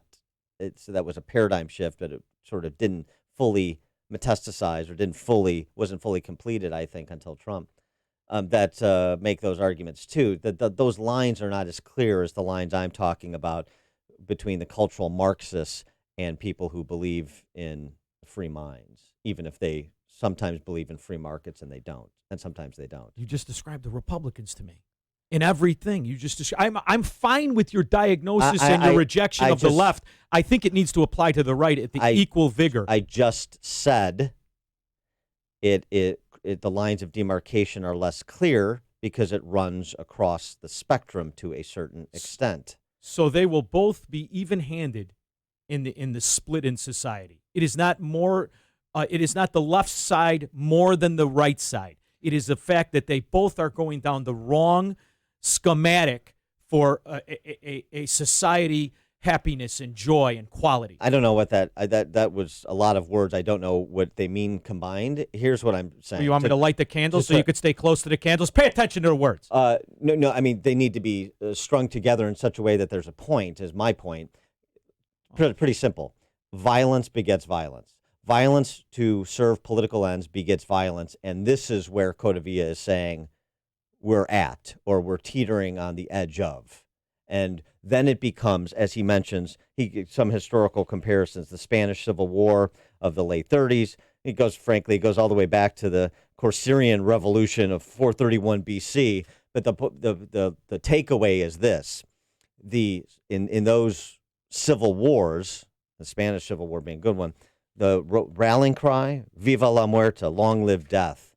The atrocities committed by the government against individuals paled in comparison to the atrocities committed by ordinary citizens against other ordinary citizens. Sure, because that's the kind of civil war that he's worried about and referencing. Well, I agree with that, and the reaction is always going to be that of violence, because most common men don't have a way to defend themselves other than violence. But if you look at the violence of what government has been perpetrating on the American citizen for the last 15 years specifically, it's outrageous. Look at it in Illinois. Look at it in Illinois. This is violence when you double our taxes, when you make us helpless. We have no representation. You are pulling numbers out of your shoe to make us pay double and triple for existence. That to me is violence. Yeah, okay. So but our reaction right. is what exactly? Well, is Durkin going to fight for me or Brady? No, but so the question is, what should our reaction be? Should the reaction be that we have a political revolution? Not an overthrowing of the government, but replacing it through the small d democratic process that punctuates our representative Republican form of government, or do we overthrow the government, or are we going to war with one another? Well, I think listen. First of all, you have to decipher what exactly is violence, because to me, in my opinion, taxation is violence. To me, manipulation and oppression is violence. So manipulation and oppression. I'm going to tell you what. It has made me violent. If taxation is violence, the concern would be that you would think that it would be okay to defend yourself using violence that's being perpetrated against you. Yeah. Which is why J.B. Pritzker said a thank you to my wife and kids. And it's only because I have too much to lose that I don't drive down there and throw them through a window. Okay. But I'm a simple guy. I think you're helping make Angelo Codevia's argument and unintentionally. I'm all in. Joey in Chicago, you're on Chicago's Morning Answer. Yeah, I don't think there will be a civil war. I think if anything that popped off, it would be just the military taking it over and then sorting up whatever they sort up. I think those days of citizens against citizens are over. But I do blame the press. I do blame the press for stoking all this because they're misidentifying the Texas El Paso shooter by calling him a white supremacist, when if you read the manifesto, he was clearly not right-wing, and his father's Jewish, so I didn't know that the Jewish people and the white supremacists made a pact somewhere that I was just unknown about. Yeah, all right, thanks for the call, Joey. Bill on the Northwest Side. Hi, guys. Good morning. The purpose of my call is to segue from Dan's comment about the soft peddling by the left of violence and hate rhetoric, especially by the media. It's getting so ridiculous. Case in point, the Portland, Oregon conservative rally 3 weekends ago. The Antifa thugs attacked 3 people, hospitalized, one of them into intensive care with a brain hemorrhage, attacked a 71-year-old man, put him in the hospital with 25 stitches in his head because he was wearing a MAGA hat. And my point is this. If it was a Black Lives Matter rally, and white supremacists were let loose to attack the crowd, and the mayor of the city told the police to stand down and not do anything, that would have been not national headlines. They would have been worldwide headlines. But instead, what we have is leftist media buried the story after one day. I doubt many people are even aware what happened. And it's frustrating things like that just feed anger on both sides, because it's not fair treatment by the media, and they influence so many people because people's lives are too busy to understand and delve into the real truth of a lot of things, and their opinions are shaped by the media, and the media is just so biased that it's causing a crisis in our country. Thank you for taking my call. Thanks, Bill. It's like a hot, steaming cup of information to start your day. It's Chicago's Morning Answer on AM 560, The Answer. You've heard Remke's Garage commercials on AM 560, and now they specialize in servicing Sprinters and light-duty diesels. But the experts at Remke's also service Isuzu and Chevy low-cab forward trucks. So if you own an Isuzu or Chevy low-cab forward truck but aren't sure where to get it repaired, take it to Remke's Garage, your #1 dealer alternative for repairs to your Isuzu NPR, Isuzu F-Series, or Chevy low-cab forward truck. Whether gas or diesel, your truck is the lifeline of your business. That's why Remke's Garage offers free loaners while your truck is being serviced. They'll even pick up and deliver for your convenience. Remke's Garage has the factory scan tool to properly diagnose Isuzu and Chevy low-cab forward trucks. Their commitment to your business is backed with a complimentary maintenance plan and free 2-year warranty. Go to Remke'sGarage.com to learn more about their specialization in Isuzu and Chevy low-cab forward trucks and schedule your appointment today. That's Remke's, REMKES, Garage.com. Hi, it's Mark Olson. And Greg Olson. The boys from Crumweedy Home Pros. Call Crumweedy! Yep, that's us. Listen, we know it was a horrible winter, followed by a horrible spring. You may have held off thinking about getting your project done with the crazy weather we've had, but we want you to know we prepared for that. Our pros are ready to work overtime if needed to get your project done before the next horrible winter. No, not another rough winter. This past one was bad enough. Call us today, and we'll get it done right, and we'll get it done now. Call Crumweedy! Whoa, guys, don't forget, we offer 12 months, same as cash. Now, go ahead, carry on. Roofs, gutters, windows, and siding. You know you can trust Crumweedy to do a great job and give you a fair price. 630-595-8020. And watch out for the door-to-door fly-by-night guys. Here today, gone forever. You deserve better. Call us now for special offers on roofs, windows, siding, and gutters. Call Crumweedy! 630-595-8020. Crumweedy Home Pros. We're ready.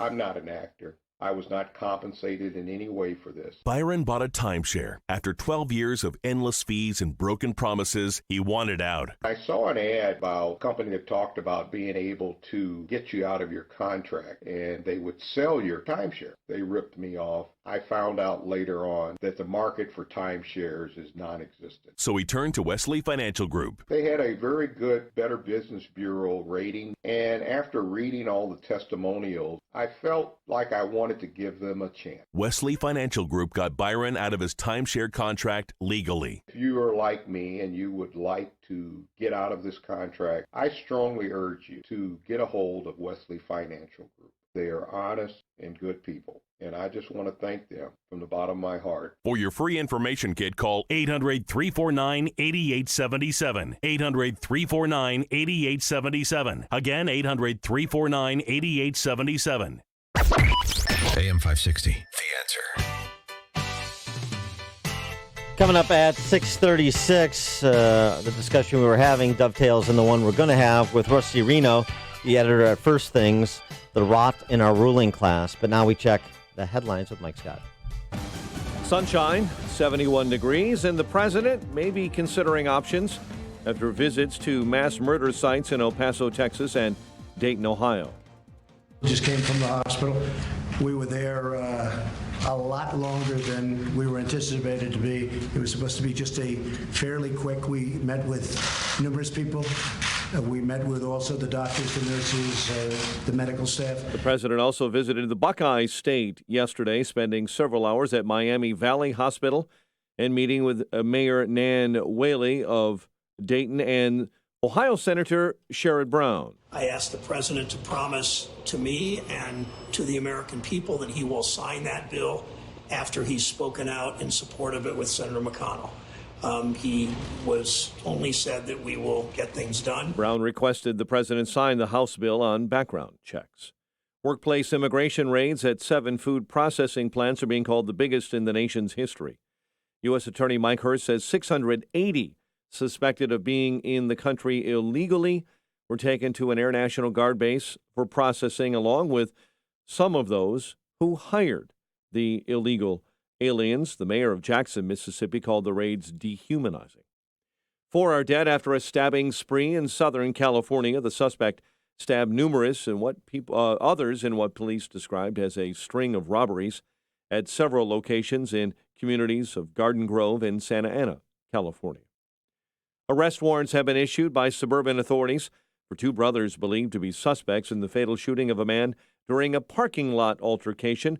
Isaiah Butler and 25-year-old Xavier Butler are being sought by Elgin police. They're being considered armed and dangerous.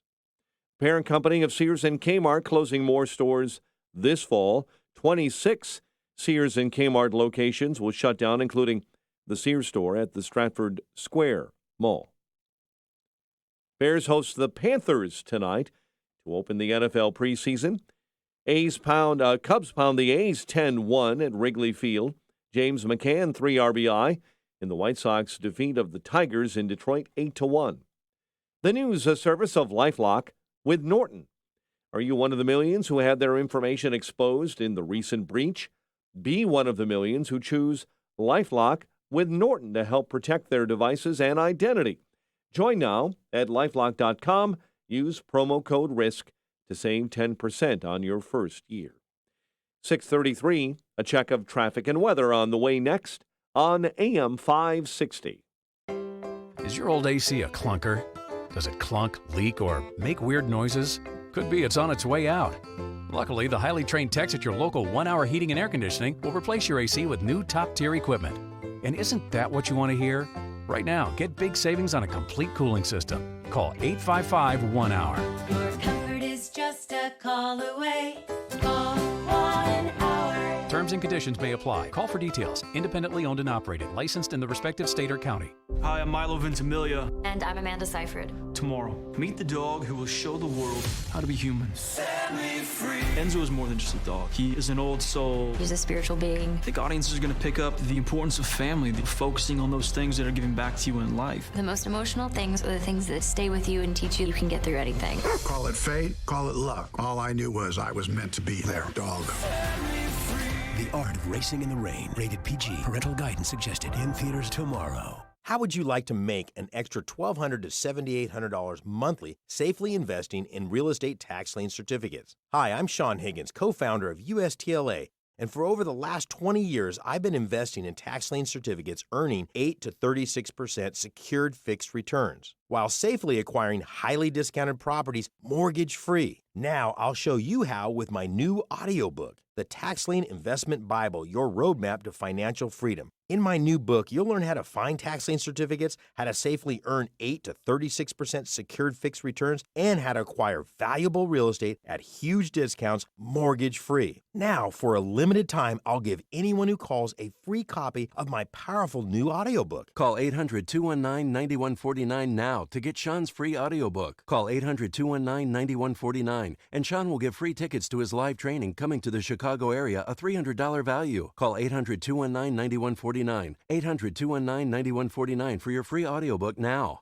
I'm doing it. Justin's doing it. My sister's doing it. A lot of people are taking Balance of Nature. Why? Well, it's an easy and convenient way to get the fruits and veggies you need on a daily basis. Because at the minute, we're not eating enough fruits and veggies at all those summer barbecues where there's beer and brats and hot dogs. Balance of Nature is just that, easy and convenient. And if you listen to this station, you've heard people talk about how Balance of Nature has changed their lives. And it could do the same for you. So start living a healthier life today by taking Balance of Nature. Experience the difference for yourself. For a limited time, all new preferred customers will receive an additional 30% discount and free shipping on your first Balance of Nature order. You will also receive an extra $10 off on any additional set of fruits and veggies that you purchase. This summer special offer will expire soon, so do not wait. Call 800-246-8751 or go to balanceofnature.com. Use discount code Chicago. A lost dog, not a lost cause. Read Catching Murphy, the latest book from the Associated Press, available now exclusively at Amazon.com. It is 6:36 in the AM 560 Traffic Center. The latest this morning with Jim Talamonte. Traffic is now heavy on the northbound Tri-State this morning with delays from 95th Street to the 83rd Street Toll Plaza and from the Reagan Tollway to the Bensonville Bridge. The other tollways are still okay. Eden's inbound 20 minutes, Lake Cook to Montrose outbound 19. The eastbound Spur has slow traffic from Tri-State to Waukegan Road. Inbound Kennedy, delays starting Cumberland, looking at about 28 minutes, O'Hare to downtown.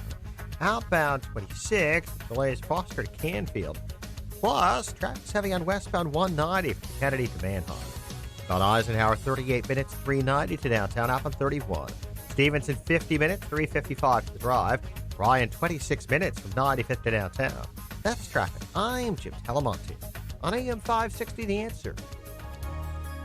Chicago's Morning Answer continues next. Your official Chicagoland weather forecast from the 1 Hour Heating and Air Conditioning Weather Center. Partly sunny, 84 today, 71 and sunshine. Right now, next news at 7. Chicago's Morning Answer with Dan and Amy continues next on AM 560, The Answer. This hourly segment is brought to you by CharlesEquipment.com, keeping you powered up no matter what the conditions. Chicago's Morning Answer with Dan and Amy continues now. And make sure to stay tuned to catch me, Mike Gallagher, coming up at 9, only on AM 560, The Answer. Top of the morning, Dan and Sean from Moment Park in for Amy this morning. Mike Scott mentioned on his newscast this ICE raid yesterday in Mississippi, 7 Mississippi chicken processing plants, arresting 680 mostly Latino workers in the largest workplace sting in at least a decade. And this was the coverage of that event by Shepard Smith on Fox News. Associated Press is now reporting immigration agents arrested 680 people at a food processing plant there. Anybody know the name of the town? Morton. Morton is the home of one of the largest chicken producing or chicken farms in all the country. The chicken production houses there are the lifeblood of the economy in tiny Morton, Mississippi. And for years and decades, immigrants have worked in those facilities. If you were looking for a target to go to try to round up a bunch of people who were hard at work in the chicken processing plant, personally could think of no better target than the chicken processing plants in Morton, Mississippi. So away they went, and they just arrested hundreds and hundreds of people. Largest raids in about a decade. As I mentioned, one plant in the small community of Morton, witnesses say about 70 friends and family cried and waved goodbye. Among them, a 13-year-old child standing with his father and watching his mother put on a bus. Morton, Mississippi. 600 people rounded up and families separated with a little boy waving goodbye. How ridiculous. You know how many gangsters' kids wave goodbye to their dad as they went away to the Huskow? How many? How many drug-dealing kids and their dads did when they got arrested? Bye. And this is not to compare people in this country illegally who are otherwise peaceful and productive to gangsters, but it is to say... Why? They're peaceful. Well, gangsters are. Absolutely. You wouldn't even know it. But it is to say that the bad people are the people who want to enforce the law. Bad people are people say, people in this country, people who want to come to this country, okay, fine, but you have to follow the process. Like, if you are seeking asylum, you have to make your case that your life is truly in danger. You're not just coming here for a better life. These distinctions are gone. Asylum versus economic migrant, illegal immigrant versus legal immigrant. Somebody that illegally comes across the border, we need to decriminalize that. In point of fact, AOC and the Socialist Spice Girls eliminate the border altogether. Then there's no such thing as an illegal person, right? This is one of their favorite examples of I feel the same way about taxes. The point here is the cultural divide that this sets up. People who want to enforce the laws duly enacted are bad people, and the people who are here illegally, who've broken the law, are the good people. That's Shepard Smith's sentimental coverage, isn't it? Yeah, I hope they feel that way about tax laws. Well, they don't. They don't. And the ruling class, right, the immigration brings us together like no other. Elites that control our cultural and civic institutions combined with corporate interests who manipulate the government to improve their bottom line. And the rule of law is something that's just a workaround. And for regular people, it rubs them the wrong way, thus 2016, and thus where we are today, which is sort of in the same place we were in the lead up to 2016. And for more on the rot in our ruling class, please be joined by Rusty Reno, the editor at First Things, who's recently wrote about it. Rusty, thanks for joining us again. Appreciate it. Great to be on the show. So the rot in the ruling class, as you see it, is what exactly? Well, let's go back to the raid in Mississippi. I lived in Omaha for a couple decades, and when I got there in 1990, the stockyards in Omaha were pretty much over, and that was a centralized, unionized workforce. And what the corporations did is they broke the unions by breaking up the stockyards and spreading them into really 50 or 60 locations in rural areas. And then by the time you got to 2000, American workers in the stockyards, in these non-unionized stockyards, were replaced by illegal workers. And so at each level, at each time, the wages were ratcheted down. And so, I just look at these situations and say, if I'm an employer, the best possible employee is somebody who can never appeal to the government for protection against illegal working circumstances. An illegal immigrant is like an indentured servant. Yeah, it's a good way to look at it too. Look at it the other way. Look at it from the perspective of the illegal immigrant, not just sort of the third party observer who wants the rule of law enforced equitably across the board, regardless of your country of origin. We all feel sympathy. Obviously, yes. People want to better their lives. They want to provide for their families, but illegal immigration, I think, is a lose-lose for most Americans, including the illegal immigrants, really, over the long run. So I agree with you. I think it's just so important to enforce the laws. That's why we have them. And the rule of law depends upon, widespread commitment to actually enforce them. And one of the things that I find so troubling about our political situation is that we have, a significant element of the Democratic Party just doesn't want to enforce the law. You write in your piece, The Rot in Our Ruling Class, 2 generations ago, there were dangerous ideologies abroad and plenty of unstable young men, yet there was no epidemic of public massacres. So what's changed over the intervening generations?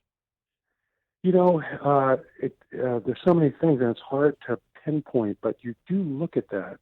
I grew up in Baltimore, Maryland in the 60s and early 70s, and it was a frankly very racially polarized environment.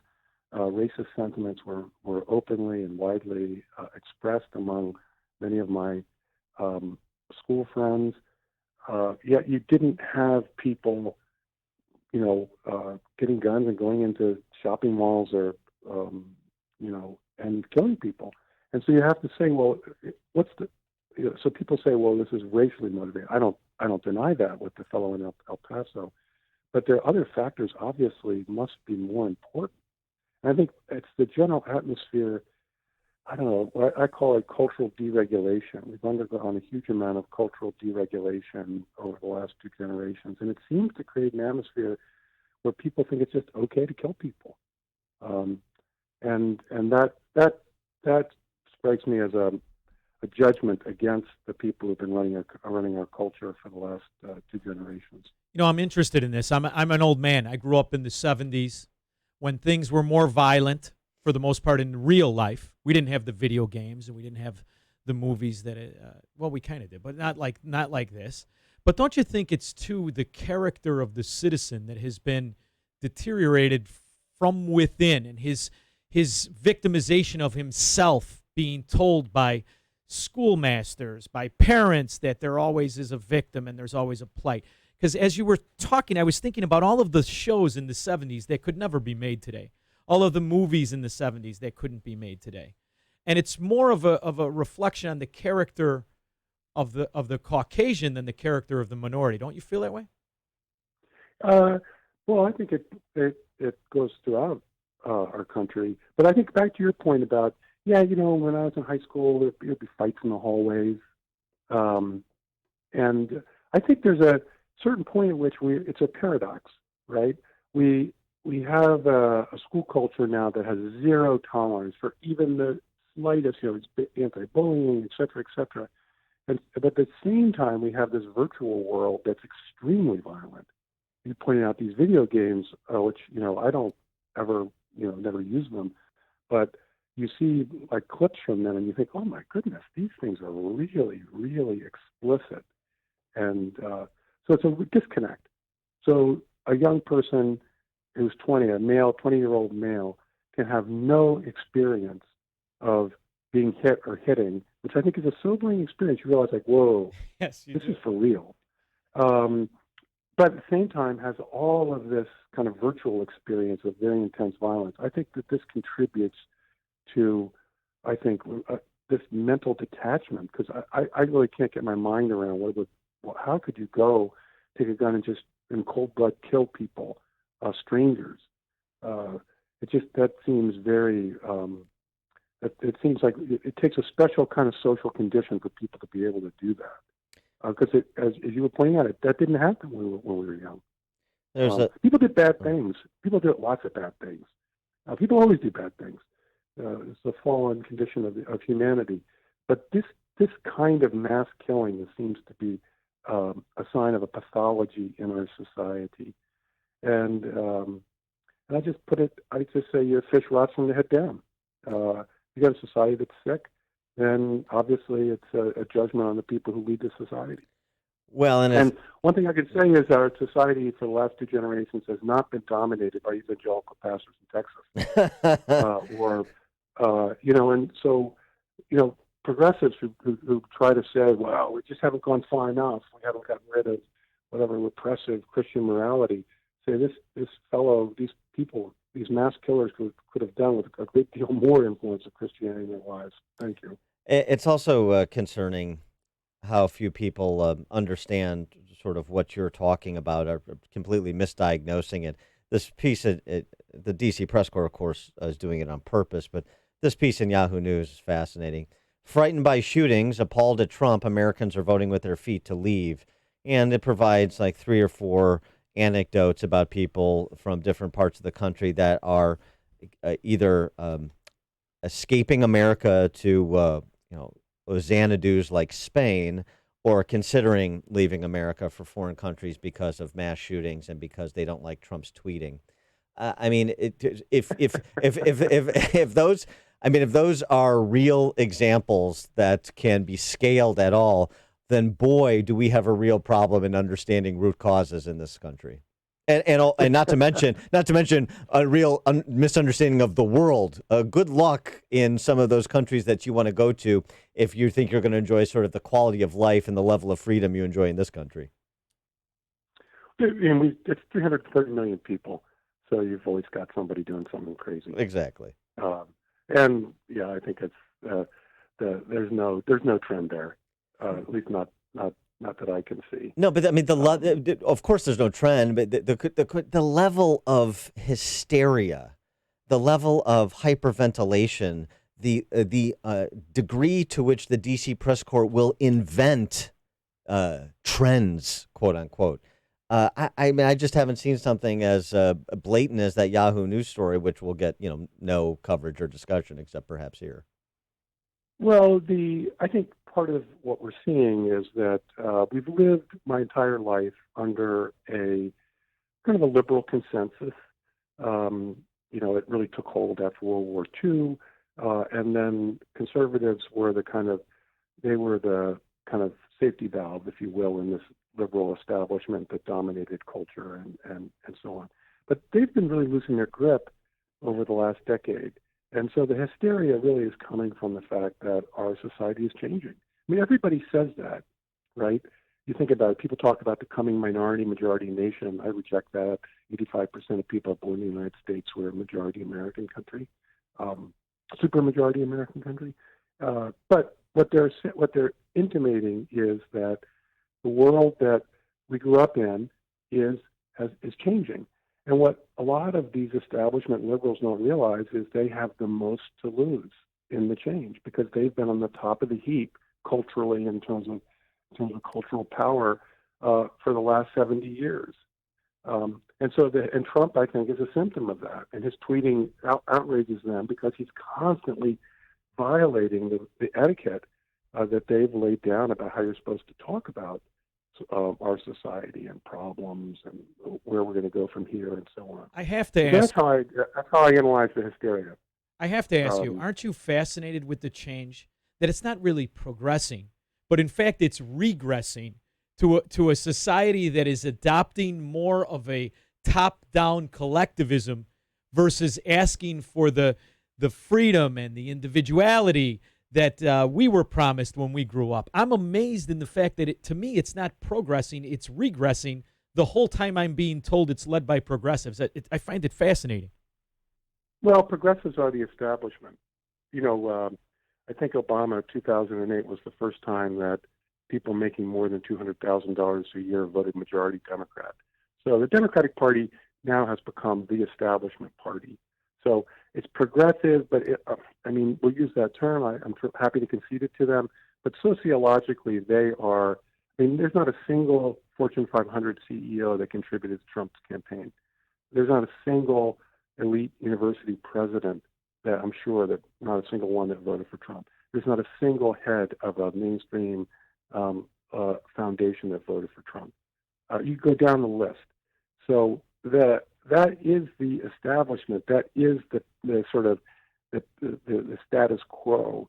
They have the deepest. Those people have the deepest investment in things staying the same. So I see Ocasio-Cortez or Bernie Sanders. You have a lot of Democratic voters who just like me. I'm a Republican voter. I'm not happy with the status quo. I don't like the way things are going, and so they reach out and they're trying to say, we want something different. And we got these whatever Medicare for all or earned basic income. I think these are bad ideas, but I kind of think, it's good for those voters. They don't want to just keep on keeping on. They want something different. I think that's widespread in our country. I think ordinary people know that the body politic is sick, and they want something different. And so we've got an interesting and I think good. I am not so pessimistic about the polarization. I think it's a good sign. It means that ordinary people are sick of the status quo. They don't want the same people running the country that have been running the country for the last couple of generations. He's Rusty Reno, the editor at First Things. Check out his column, which I tweeted out, The Rot in Our Ruling Class. Rusty, thanks for joining us. I'd love to hear a debate between you and Angelo Codavia. We were just talking about who thinks we're on the precipice of a civil war that's going to be worse than the Civil War. So he good to get specializes perspectives. in a certain kind of dyspeptic pessimism. Doesn't he? He does. He does. That's part of his charm. He truly is. Rusty, thanks for joining us. Appreciate it. Okay, thanks. Take care. Bye-bye. And he joined us in the Turnkey.pro answer line. You're listening to Chicago's Morning Answer with Dan Proft and Amy Jacobson on AM 560. The Answer. The Lou Dobbs Financial Report is brought to you by Signature Bank, helping local businesses succeed. Visit signaturebank.bank for your commercial banking needs. I'm Lou Dobbs. Computer glitches hit another major airline. USA Today headquarters spooked by reports of an armed intruder, and there's a mayonnaise recipe lawsuit in South Carolina. Those stories next. This is your Stock Market Bulletin. I'm Bobby Richards. The CEO of an obscure $3 tech stock founded by the blue-collar son of a police officer has captured the attention of Donald Trump. Trump met with the CEO at the White House, and since then, Donald Trump appears to have become the company's #1 fan. He showed up at a groundbreaking ceremony. He called the CEO one of the most successful business people across the globe, and he said what they are doing is the 8th wonder of the world. We decided to investigate for ourselves and reached out to the premier stock analyst in the United States, Oxford Club chief investment strategist Alex Green. Alex told us the company is landing massive deals, including $450 million with Nokia, $395 million with Microsoft, $828 million with Cisco, and $29.2 billion with Apple. The company is set to create 50,000 jobs in America this year, and Alex has now declared this $3 stock his #1 play for 2019. Go to OneStockRetirement.com for more details, including how much Alex expects the stock to rise this year. The headquarters of USA Today evacuated today, heavily armed officers going through the buildings. This after reports that a person with a weapon had been spotted there. Officers say they found no one in the building. More than 100 British Airways flights into and out of London airports had to be canceled after a computer system broke down. About 20,000 passengers stranded awaiting flights from Heathrow and Gatwick airports. The airline still faces a fine of $222 million over a 2016 cyber attack that exposed personal information of 500,000 customers. A woman who created Duke's mayonnaise has filed a lawsuit saying a former company executive stole her recipe. The lawsuit alleges the recipe was shared with competitor Knott's Fine Foods in Tennessee. Make of that what we will. Please join me for Lou Dobbs tonight, 7 o'clock and 10 Eastern on the Fox Business Network. This is the Lou Dobbs Financial Report. Balance of nature, changing the world one life at a time. I don't know if you know what I'm saying, but all of a sudden it kicked in. I don't know how long it took it to kick in, but it kicked in. I feel it. I have more spring in the old step than I did before. Somebody told me, they said, boy, what is with you? You're getting too lively. I said, I just feel great, and I do, and it just hit me all of a sudden. So I am so happy with the product. It's fabulous.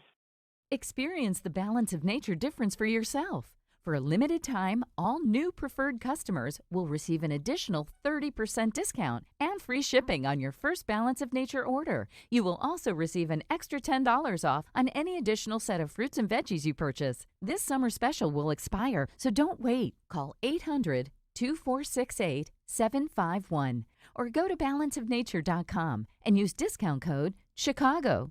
If you're a healthy, self-employed small business owner with income too high to qualify for an Obamacare subsidy, I have good news. Recent regulatory changes have created new, lower-priced health insurance options that are available to you right now. These policies include a nationwide PPO with access to Chicago's teaching hospitals like University of Chicago, Northwestern, Rush, and Lurie Children's Hospital. Did you know that a self-employed husband and wife team can purchase group health insurance that covers pre-existing conditions, even if they have no employees? Are you nearing the age of 65 and trying to figure out the Medicare maze? Call me. I can help. If you're tired of calling a bureaucrat at an 800 number to help you navigate Obamacare, then you need a local expert on your side. Your own health insurance mentor. C. Stephen Tucker from healthinsurancementors.com is someone I know and trust. He's a 20-year licensed broker who's been educating our listeners for 7 years. Steve, how can our listeners get in touch with you? Thanks, Dan. They can visit healthinsurancementors.com or call me directly at 630-674-1551. AM 560, The Answer. Coming up at 7:07, we're going to talk to John Daniel Davidson at the Federalist about the doxing of Trump donors. But now we check the headlines with Mike Scott. Former Lake County Sheriff wants to run for U.S. Senate. WIND Chicago News Time. It's 7 o'clock. Did Mother know best? I'm Dave Anthony, Fox News. Weeks before a gunman shot up the Walmart in El Paso, murdering 22 people. Attorneys for the family say the suspect's mom called police in Allen, Texas, worried her son had bought a so-called assault rifle. The attorneys, in a statement to Fox 4 News, say Patrick Crusius' mother was concerned about the weapon, given his age, maturity level, and lack of experience with guns. Heather Hayes with Fox 4 TV says a public safety officer told the mother he was legally able to purchase it. Now, that mass shooting in the one in Ohio renewed calls for stricter gun laws. It's great to provide comfort and prayers, but it's more important that we take bipartisan action. And Democratic Senator Chris Coons also just told Fox the president's leadership on taking real steps on background checks will be critical. Well, the president went to El Paso and said the enthusiasm, the love, the respect, and also the telling me, let's see if we can get something done. He also met with shooting survivors and first responders in Ohio, where 9 people were murdered. Fox's Jeff Manasso is live in Dayton. Dave, 9 wooden crosses with Bible verses have been added to the growing makeshift memorial outside the bar here on 5th Street, where people continue to come to pray and to vent. I'm just upset. Ban assault rifles now. We all come together. Too much. We can. Strip away the politics of all of this, Dave, and people are coming together here and supporting each other and first responders. One police officer telling us that he's never gotten more hugs from strangers in his life. Now, Jeff, as far as the president, he's been criticized by several Democratic candidates of being a white supremacist and a racist. The president tweeted that the Democrats use racism as a weapon, and it's truly disgusting. In Southern California, a man police described as full of anger killed 4 people in random stabbing attacks before he was arrested. This is Fox News.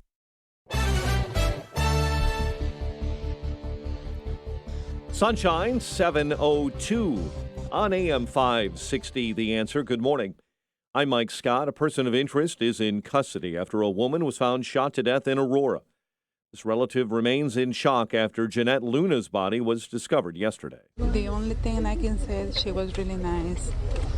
She don't have no problem with nobody at all. So I don't know what happened. Investigators now believe that incident is isolated. Former Lake County Sheriff Mark Curran will seek the Republican nomination for U.S. Senate next year. His decision to launch a U.S. Senate bid comes days after he ended his recount effort in the race for Lake County Sheriff. President Trump says he's strongly considering commuting the sentence of former Illinois Governor Rod Blagojevich. Speaking to reporters on Air Force One last night, the president says he believes Blagojevich was treated unfairly and has spent enough time behind bars. The ex-politician has already served 7 years of a 14-year prison term. An armed man robbed a bank Tuesday in Brookfield. He entered a Citibank branch along Ogden Avenue, demanding cash and making threats, according to the FBI. Yesterday, the FBI upped the reward to $1,000 for information leading directly to the arrest of that suspect. Bail denied for a man charged with the killing of an incoming Northwestern grad student last September on Chicago's north side. Deontay Speed is facing a first-degree murder charge in the shooting death of Shane Colombo. Bears and Panthers in the NFL preseason tonight. Cubs beat the A's 10-1 and the White Sox over the Tigers 8-1. The news, a service of LifeLock with Norton. If the recent data breach has exposed your personal info, don't wait for your ID to potentially be stolen. Get help now. LifeLock with Norton helps protect your identity and devices. Join at LifeLock.com. Use promo code RISK to save 10% in your first year. 7:04, a check of traffic and weather on the way next on AM 560. Sean Hannity doesn't see any Democratic candidate making sense. Now, some are saying, well, we can't afford everything in the Green New Deal, but we can afford a lot of it. They all support a version of the Green New Deal. Anybody that tries to tell you that there's any moderates running for president on the Democratic Party ticket is just lying to you. The Sean Hannity Show. Afternoons at 2, right before Joe Walsh at 5 on AM 560. The Answer. All money managers might seem the same, but while some give their clients cookie-cutter portfolios, Fisher Investments tailors portfolios to your goals and needs. Some only call when they have something to sell. Fisher calls regularly, so you stay informed. And while some advisors are happy to earn commissions whether you do well or not, Fisher Investments fees are structured so we do better when you do better. In other words, we're on your side. Maybe that's why most of our clients come from other money managers. So if you're in or nearing retirement, talk with us and find out why investors are switching to and staying with Fisher Investments. Fisher Investments. Clearly better money management. Investments in securities involve the risk of loss. Visit us at FisherInvestments.com to find out what we can do for you. Hi, this is Amy Jacobson, and I've got a quick, cost-effective way to protect and grow the value of your home this summer. Call the professionals at CertaPro Painters for interior and exterior painting. They painted the first floor of my home last year, and every time someone walks in, they always say, gosh, your house looks so much bigger. That's because one of their color specialists helped me pick out the perfect color. So boost your curb appeal this summer with a fresh coat of paint while protecting it from the heat, storms, and insects. Be proud to show off your house to your friends and neighbors. Their summer calendar has a few spots available, so secure yours now. Don't put it off. Time to hire CertaPro Painters, your residential and commercial painting experts. You can schedule a free estimate online at CertaPro.com, that's Certa with the C, or call 1-800-GO-CERTA. Each CertaPro Painters business is independently owned and operated. Get a free estimate at CertaPro.com or call 1-800-GO-CERTA.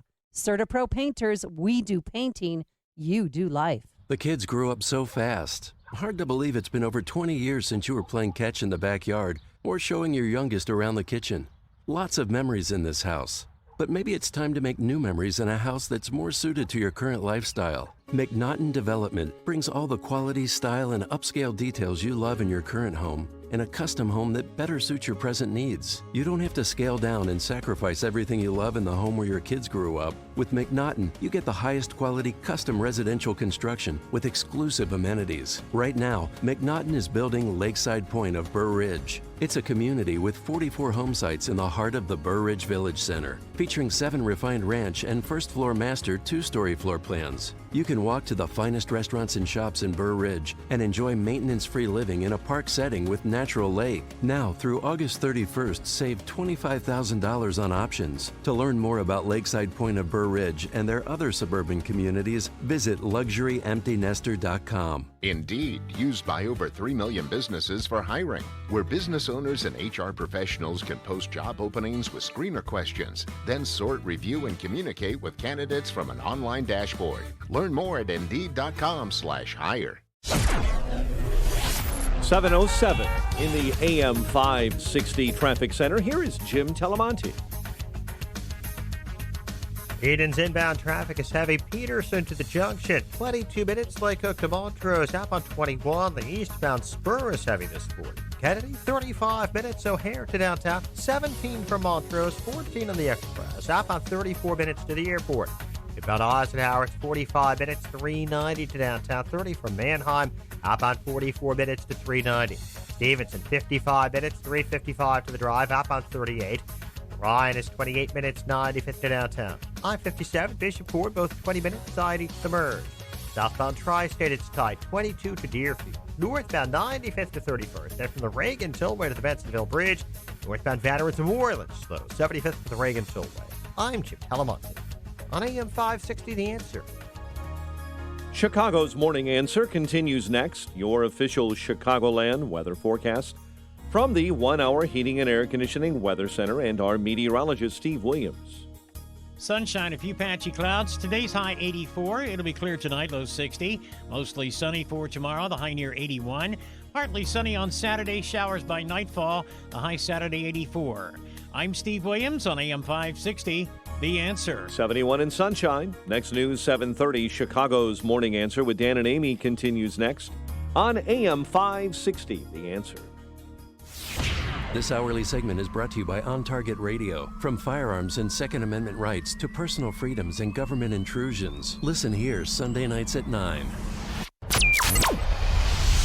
This is Chicago's Morning Answer with Dan Proft and Amy Jacobson on AM 560. The Answer.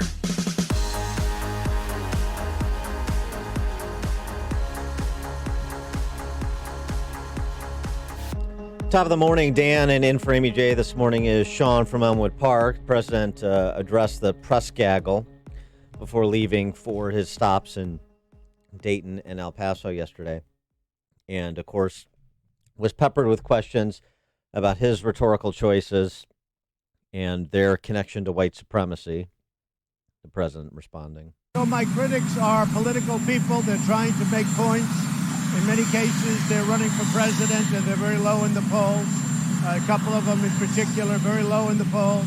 If you look at Dayton, that was a person that supported, I guess you would say, Bernie Sanders, I understood. Antifa, I understood. Elizabeth Warren, I understood. Had nothing to do with President Trump. So these are people that are looking for political gain. I don't think they're getting it. And as much as possible, I've tried to stay out of that.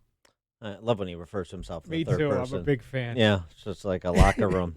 He, although was quick to point out that he doesn't remove agency from the murderers, and that he's not going to hold politicians who some murderer supports responsible for what a murderer does, which distinguishes him from those critics he was referencing. No, I don't blame Elizabeth Warren, and I don't blame Bernie Sanders in the case of Ohio, and I don't blame anybody. I blame these are sick people. I am concerned about the rise of any group of hate. I don't like it. Any group of hate, I am, whether it's white supremacy, whether it's any other kind of supremacy, whether it's Antifa, whether it's any group of hate, I am very concerned about it, and I'll do something about it. All right, that's, of course, coded language for support for white supremacy or some such thing, according to what you hear on CNN and MSNBC and the other outlets inside the Beltway. For more on the topic, as well as some additional context, Julian Castro, who doxed some Trump donors the other day. By the way, it turns out 6 of whom were also donors to Julian Castro and his congressman brother. Well, they weren't given a lot of money. This guy couldn't buy a Buick with the money he raised. Well, hopefully those donors will reconsider their bipartisan support of the president and the Castros. Pick a side, I guess. But Julian Castro also said that the El Paso shooters manifesto could have been written by a Trump speechwriter. You know, that was his take on the same assertion being made by all of his competitors. For more on the topic, we're pleased to be joined by John Daniel Davidson, senior contributor at The Federalist, contributor to the Wall Street Journal and Texas Monthly as well. John, thanks for joining us. Appreciate it. Thanks for having me. So the coverage from Trump's stops in both Dayton and El Paso was about getting into snits with some of the politicos who are trying to make a name for themselves by being more morally indignant about Trump than their competitors. But you're down in Texas. How was he received by actual human beings, not politicians, in El Paso? Well, it's a mix. I understand, there was some protesters, in El Paso when he came in there to visit the hospital. There's some protesters outside the hospital, which is to be expected. El Paso is a Democratic stronghold, like a lot of cities in Texas. But of course, it's also mixed. You mentioned earlier these donors to the Castro brothers were also donors to Trump. That's not uncommon in Texas. You have a Democratic tradition in some communities going back, quite a long time, generations. And so voting Democratic in some parts of Texas is a cultural thing as much as anything. And so I'm not surprised to hear that there are people who donate to Trump and also maybe donate to a local Democratic politician as well. Just sticking on Texas for a second, because there's, these sort of the suggestions again, some op-eds that Texas is in play. Texas could turn blue, and then it's over for the Republican Party. The same argument that was to be made in 18 when Ted Cruz and Greg Abbott were running for re-election. And I wonder how the likes of Veronica Escobar and her "Trump is not welcome here," which was obviously not the prevailing opinion, and Bobby O'Rourke's pronouncements of let's tear down the border wall outside of El Paso that's there, and decriminalize all that. I wonder how that's playing in Texas writ large, how their rhetoric on some of these topics, Escobar and O'Rourke specifically, but not limited to them, Castro as well, plays into Texas in terms of thinking about it in 2020. It's the exact opposite thing that they should be doing if they want to turn Texas blue. It's true that Texas is trending blue in its major cities. It's true that the margins of victory for statewide Republicans in Texas have been narrowing for some time now. But if Beto O'Rourke and the Castro brothers and Escobar and these other Texas Democrats want to turn Texas blue, they need to avoid these ridiculous, over-the-top rhetoric that turns people off. It certainly turns Texans off who are not, extremely partisan, who are inclined to vote, support Republicans sometimes and Democrats other times. That's not going to win people over who are on the margins, who are independent, who are in the center. But they seem hell-bent, as they have for a long time, Texas Democrats, on shooting themselves in the foot. Now, you're talking to two guys from Chicago, and we're the place that spawned the little mini Marxist Rahm Emanuel and his saying of never let a serious crisis go to waste. The problem, I agree with you. I think this is going to be over the top, but isn't this just all they have left due to the fact they've lost the Union Democrat vote to Trump? Don't you think this is just them flailing? Well, it may be. I mean, certainly Castro and O'Rourke are not doing very well in the Democratic primary. I think they're like at 1% and 2% at this point. But that's not to say that they couldn't take a different route. Keep in mind, as I mentioned earlier, sort of the unique kind of bipartisan phenomenon in Texas. There was 400,000 people in 2018 who voted for Republican Governor Greg Abbott and Beto O'Rourke. So there is an opportunity there for them to explore maybe why was that 400,000 people voted for a Republican governor and a Democratic senator. But instead, they're determined to ruin the opportunity by being outrageously over the top and insanely divisive. Talk about the divisive rhetoric of Trump. Trump's got nothing on these guys. Yeah, I mean, truly. And to some extent, we appreciate it for exactly what you're describing as happening on the ground in response to it. You wrote a piece in the Federalist about Castro doxing these Trump donors in San Antonio. Now, of course, that information is publicly available, but when you have a presidential candidate amplify it, that's not without point. John Gabriel over at Ricochet has responded to this by suggesting this in part. We've long respected the sanctity of secret ballots. With partisan violence on the rise, it's time we did the same for political donations. He's talking about making individual political donations that are presently publicly disclosed on FEC reports private, the way that C3, C4 donations are private, the way that our ballot's private. Would you go that far in response to the climate? Well, I don't know if I'd go that far, but I certainly understand the reasoning behind it. Look, the reason that donations to 501c3s and C4s and nonprofits are anonymous goes back to the civil rights movement. The Supreme Court ruled in the late 1950s that the state of Alabama couldn't compel donors to the NAACP to reveal their identities for their own protection, saying that it was part of their First Amendment rights to be able to support an organization like that without putting themselves at risk.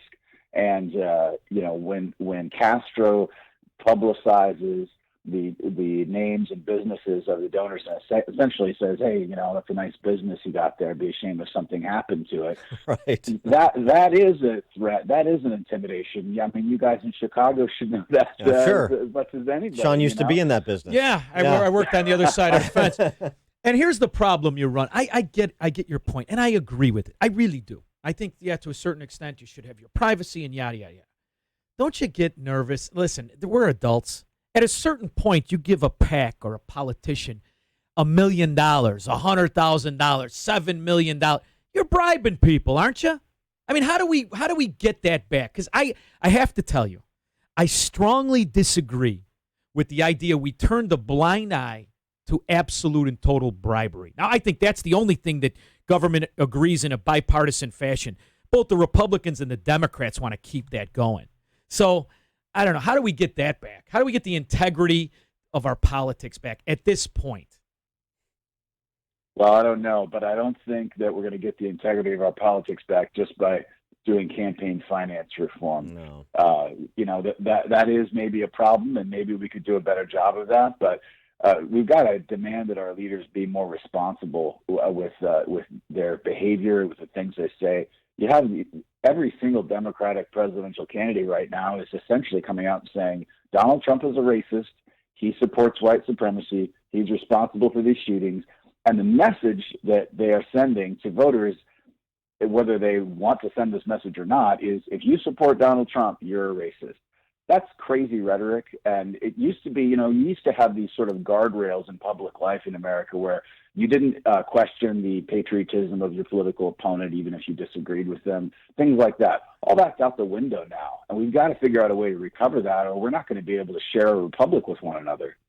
Yeah, I think that's well said. And on the matter of campaign finance reform and, $2,800 individual limits or whatever it's going to be, I think the Institute for Justice has the seminal saying on the topic, which is as long as buying and selling is, or this is P.J. O'Rourke, as long as buying and selling is controlled by government, the first thing to be bought and sold will be government officials. And there's not too much money in politics. There's too much government for sale, as the Institute for Justice is saying. And I think that's the issue to me. Yeah. John, before I let him go, John, can I say I don't really like anything other than third wives and sex over 70. So that's the reason I'm in the Trump camp. But go ahead. John Daniel Davidson, senior contributor to the Federalist, contributor to the Journal, as well as Texas Monthly. Check out his latest piece on Joaquin Castro and the doxing of Trump donors in San Antonio. Thanks so much for joining us, John. Appreciate it. Thanks for having me. My pleasure. And you join us on the Turnkey.pro answer line. If you're talking about it, Dan and Amy are talking about it. It's Chicago's Morning Answer on AM 560. The Answer. If you're a healthy, self-employed small business owner with income too high to qualify for an Obamacare subsidy, I have good news. Recent regulatory changes have created new, lower-priced health insurance options that are available to you right now. These policies include a nationwide PPO with access to Chicago's teaching hospitals like University of Chicago, Northwestern, Rush, and Lurie Children's Hospital. Did you know that a self-employed husband and wife team can purchase group health insurance that covers pre-existing conditions, even if they have no employees? Are you nearing the age of 65 and trying to figure out the Medicare maze? Call me. I can help. If you're tired of calling a bureaucrat at an 800 number to help you navigate Obamacare, then you need a local expert on your side. Your own health insurance mentor. C. Stephen Tucker from healthinsurancementors.com is someone I know and trust. He's a 20-year licensed broker who's been educating our listeners for 7 years. Steve, how can our listeners get in touch with you? Thanks, Dan. They can visit healthinsurancementors.com or call me directly at 630-674-1551. Message and data rates may apply. Please don't text while driving. If you've been in business more than 20 minutes, you've probably printed your logo on all kinds of promotional products. We all know promotional products work because they're everywhere from sales meetings and corporate events to trade shows. Ever wondered why or how to best use promotional products to grow your business? Let us show you today for free. We're 4imprint, promotional product experts at your service. We're giving away an ebook called Promotional Products Work, absolutely free, to everyone who texts radio to 88988. At 4imprint, we make your logo look perfect on thousands of promotional items. With our 100% guarantee, it'll be right the first time, on time, every time. Your free ebook will reveal valuable insights that can attract new customers, build your brand, help your cause, or simply grow your business. Get the ebook Promotional Products Work absolutely free by texting radio to 88988. That's RADIO to 88988. It is a horrible scenario, but it happens. Dennis writes about his wife. She was diagnosed with leukemia. In fact, she's a 2-time survivor. And in the midst of all that, they ran up over $1 million in medical bills. Thankfully, they're MediShare members. And Dennis says they are so thankful for that, how others came together to meet their needs. And that's how so many MediShare members feel. This is not health insurance. It's different. You don't have to pay for things you don't believe in. And like Dennis found out, it just works. So if you join MediShare, not only do you save a lot of money, the typical family saves about $500 a month, but you know where your money's going each month. You're helping people, and if the time should come, they'll be helping and even praying for you. So yes, it's different, and as more than 400,000 people now know when it comes to healthcare costs, different is beautiful. Find out more. Call 844-41-BIBLE. That's 844-41-BIBLE. 844-41-BIBLE. Tom Killeran Photography is ready to memorialize your next event with photos that come to life and preserve the memories for generations. They can accommodate your large group photos to individual portraits, wallet size to panoramic. They can even print your photos on location as a take-home keepsake for your party guests. Visit KilleranPhotography.com. AM 560 The Answer hired Tom Killeran Photography for our annual charity golf outing, and the finished product was amazing. Book Tom Killeran Photography for your upcoming corporate event, family reunion, wedding, bar mitzvah, or any event you want to capture forever. And those old family videos you have on VHS tape, it's time to preserve them forever. Tom Killeran Photography can transfer your beloved memories to DVD and can restore your older faded photos or enlarge them. Visit KilleranPhotography.com. KilleranPhotography.com. KILLORAN Photography.com.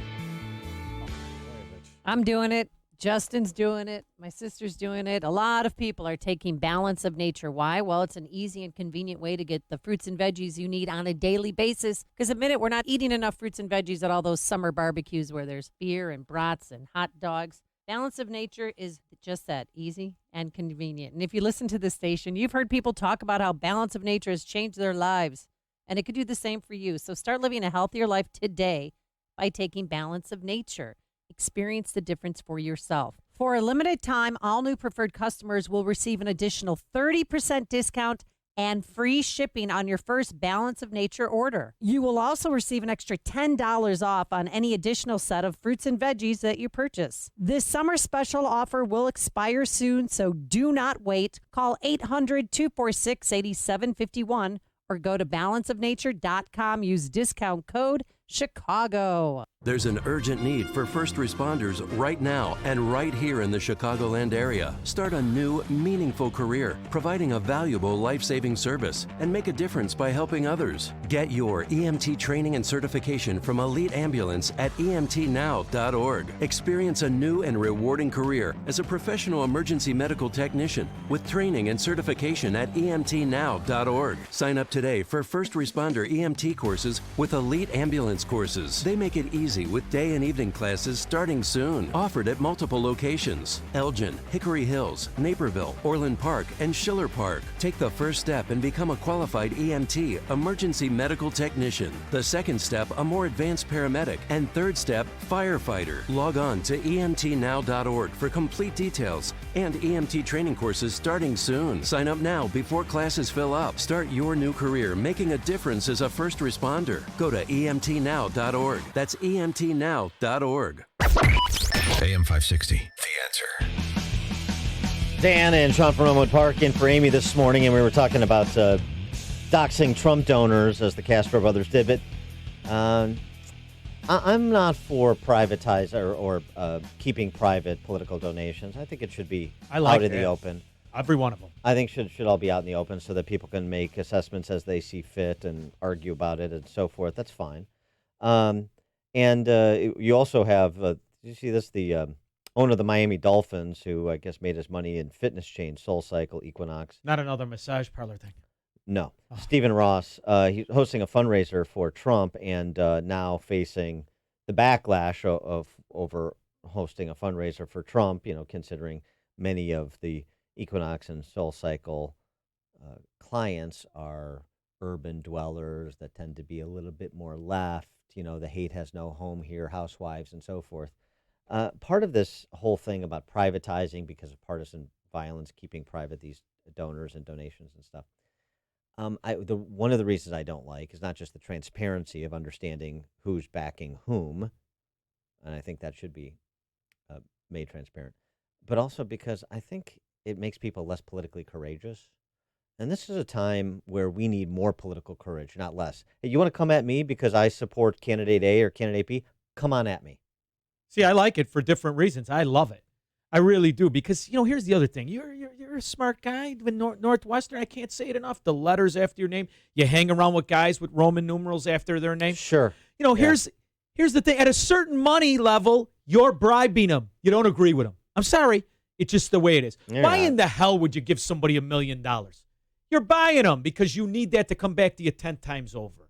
Come on. No. Not everybody can just hire Dick Mel's daughter as an insurance agent. Well, unfortunately for your argument, there's just so many examples where that's not true because you have people that have so much money. Money is not the issue. They're not in the business of dealing with the government. That's not an issue for them. But they do care about this country, and they want to see it remain free, and they want to see it remain loyal to its founding principles. And so that's why they participate in politics too. And, and freedom, as you would otherwise argue, except in this space, is a funny thing. Sometimes people use it in ways you like, and sometimes people use it in ways you don't. Yeah, they're old bags that give money to the pet thing for cats. I get it.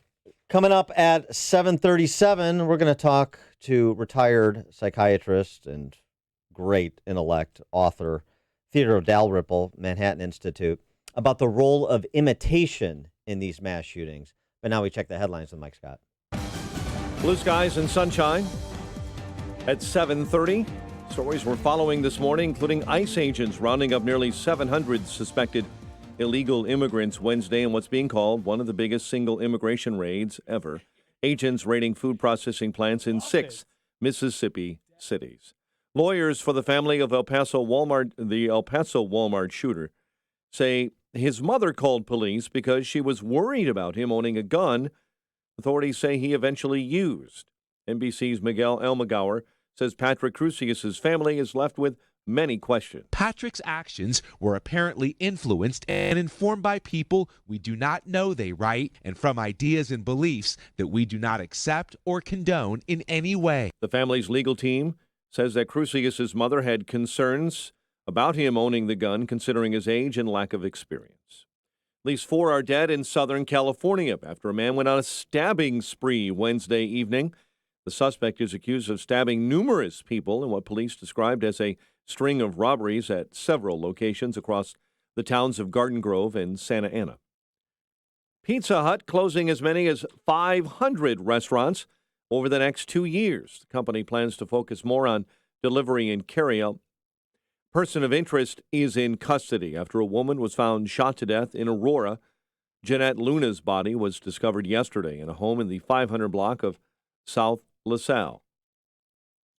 Federal prosecutors in central Illinois say Ying Zhang's remains may be almost impossible to find. U.S. Attorney's Office yesterday telling reporters that Brent Christensen told his attorneys in November what he did with the woman's remains under the condition of immunity, so that information couldn't be used at trial. He admitted to putting the remains in garbage bags. They were likely dispersed at a private landfill, nearly impossible to uncover. Cook County Public Defender calling for the removal of the Chicago Police Department's new gun offenders website. Public Defender Amy Campanelli says the website she believes is inaccurate and doesn't differentiate between people arrested for gun possession and those who've been charged with crimes involving a firearm. Bears and Panthers in the NFL preseason tonight. Cubs beat the A's. White Sox trounced the Tigers in Detroit. The news service of Indeed.com, used by over 3 million businesses for hiring. They sort, review, and communicate with candidates from an online dashboard. Learn more at Indeed.com/hire. 7:33, a check of traffic and weather on the way next on AM 560. The mainstream media wants to divide Americans into neat little groups, and they want you to believe that everyone in each of those groups thinks alike. John Anthony and Charles Love are here to blow up that lie. Join them for Black and Right this Saturday at 1 p.m. when they expose the lies of the media and the hypocrisy of the left and have fun doing it. It's Black and Right this Saturday at 1 p.m. right here on AM 560. The Answer. Is your old AC a clunker? Does it clunk, leak, or make weird noises? Could be it's on its way out. Luckily, the highly trained techs at your local 1 Hour Heating and Air Conditioning will replace your AC with new top-tier equipment. And isn't that what you want to hear? Right now, get big savings on a complete cooling system. Call 855-1-HOUR. Your comfort is just a call away. Call 1 Hour. Terms and conditions may apply. Call for details. Independently owned and operated. Licensed in the respective state or county. Mike Capel here, serial entrepreneur with words from another happy payroll customer. I've used it for a year now, and I've worried 0 time. I just enter in the time, it's calculated, and it's taken out of bank account, and it's just done. I love it. Visit us at patriotsoftware.com. Use promo code RADIO and get 2 months of payroll free. That's patriotsoftware.com. Accounting and payroll, keep your time and money. Signature Bank is Chicago's fastest growing independently owned business bank. It's a bank where relationships still matter. Signature Bank knows your name and your story. I'm Dan Proft, and I know this because Signature Bank is my business bank. Hi, I'm Kevin Bastuga, co-founder of Signature Bank. If you get the feeling your deposits don't matter to your bank, then maybe you're not with the right bank. At Signature Bank, your deposits matter to us as much as your business loans. Signature provides unmatched banking expertise, custom financial solutions, and the industry's best technology to closely held Chicagoland businesses. Whether your business is looking for a deposit relationship or needs a ready source for financing, Signature Bank is the right bank for you. Call us today to see how Signature Bank can help your business grow and thrive. Signature Bank is looking for their next success story. To learn more about turning your business vision into reality, visit signaturebank.bank. Signature Bank, helping local businesses succeed. Member FDIC, Equal Housing Lender. 7:36 in the AM 560 Traffic Center with Jim Telemonte. Inbound Kennedy, delays start at Canfield. It's 37 minutes O'Hare to downtown. 19 from Montrose, 17 in the Express. Outbound 39 minutes to the airport. Eden's 19 minutes, Lake Cook Junction, outbound 24, Eisenhower, 45 minutes, 390 to downtown, outbound 57 after a crash before Manheim. Stevenson, an hour and 2 minutes, 355 to the drive, outbound 42 minutes. Southbound I-55 is a roadwork mess again, past I-82 Arsenal. Ryan, 28 minutes, 95th to downtown. I-57, 20 minutes, 90 to the merge, 54-28. Delays on the northbound Veterans Memorial from Fountain most of the way to Roosevelt. Northbound Tri-State, 111th to 75th, from the Stevenson to the Hinsdale Oasis, Reagan Tollway to Bensonville Bridge. I'm Jim Telemonte. On AM 560, The Answer. Chicago's Morning Answer continues next. Your official Chicagoland weather forecast from the 1 Hour Heating and Air Conditioning Weather Center. A partly sunny day ahead, 84 for a high temp. Clear and 60 overnight, currently 71. Next news coming up at 8. Chicago's Morning Answer with Dan and Amy continues next on AM 560, The Answer. When you've got questions, he always has an answer. It's Sean Hannity this afternoon at 2, right before Joe Walsh at 5 on AM 560, The Answer.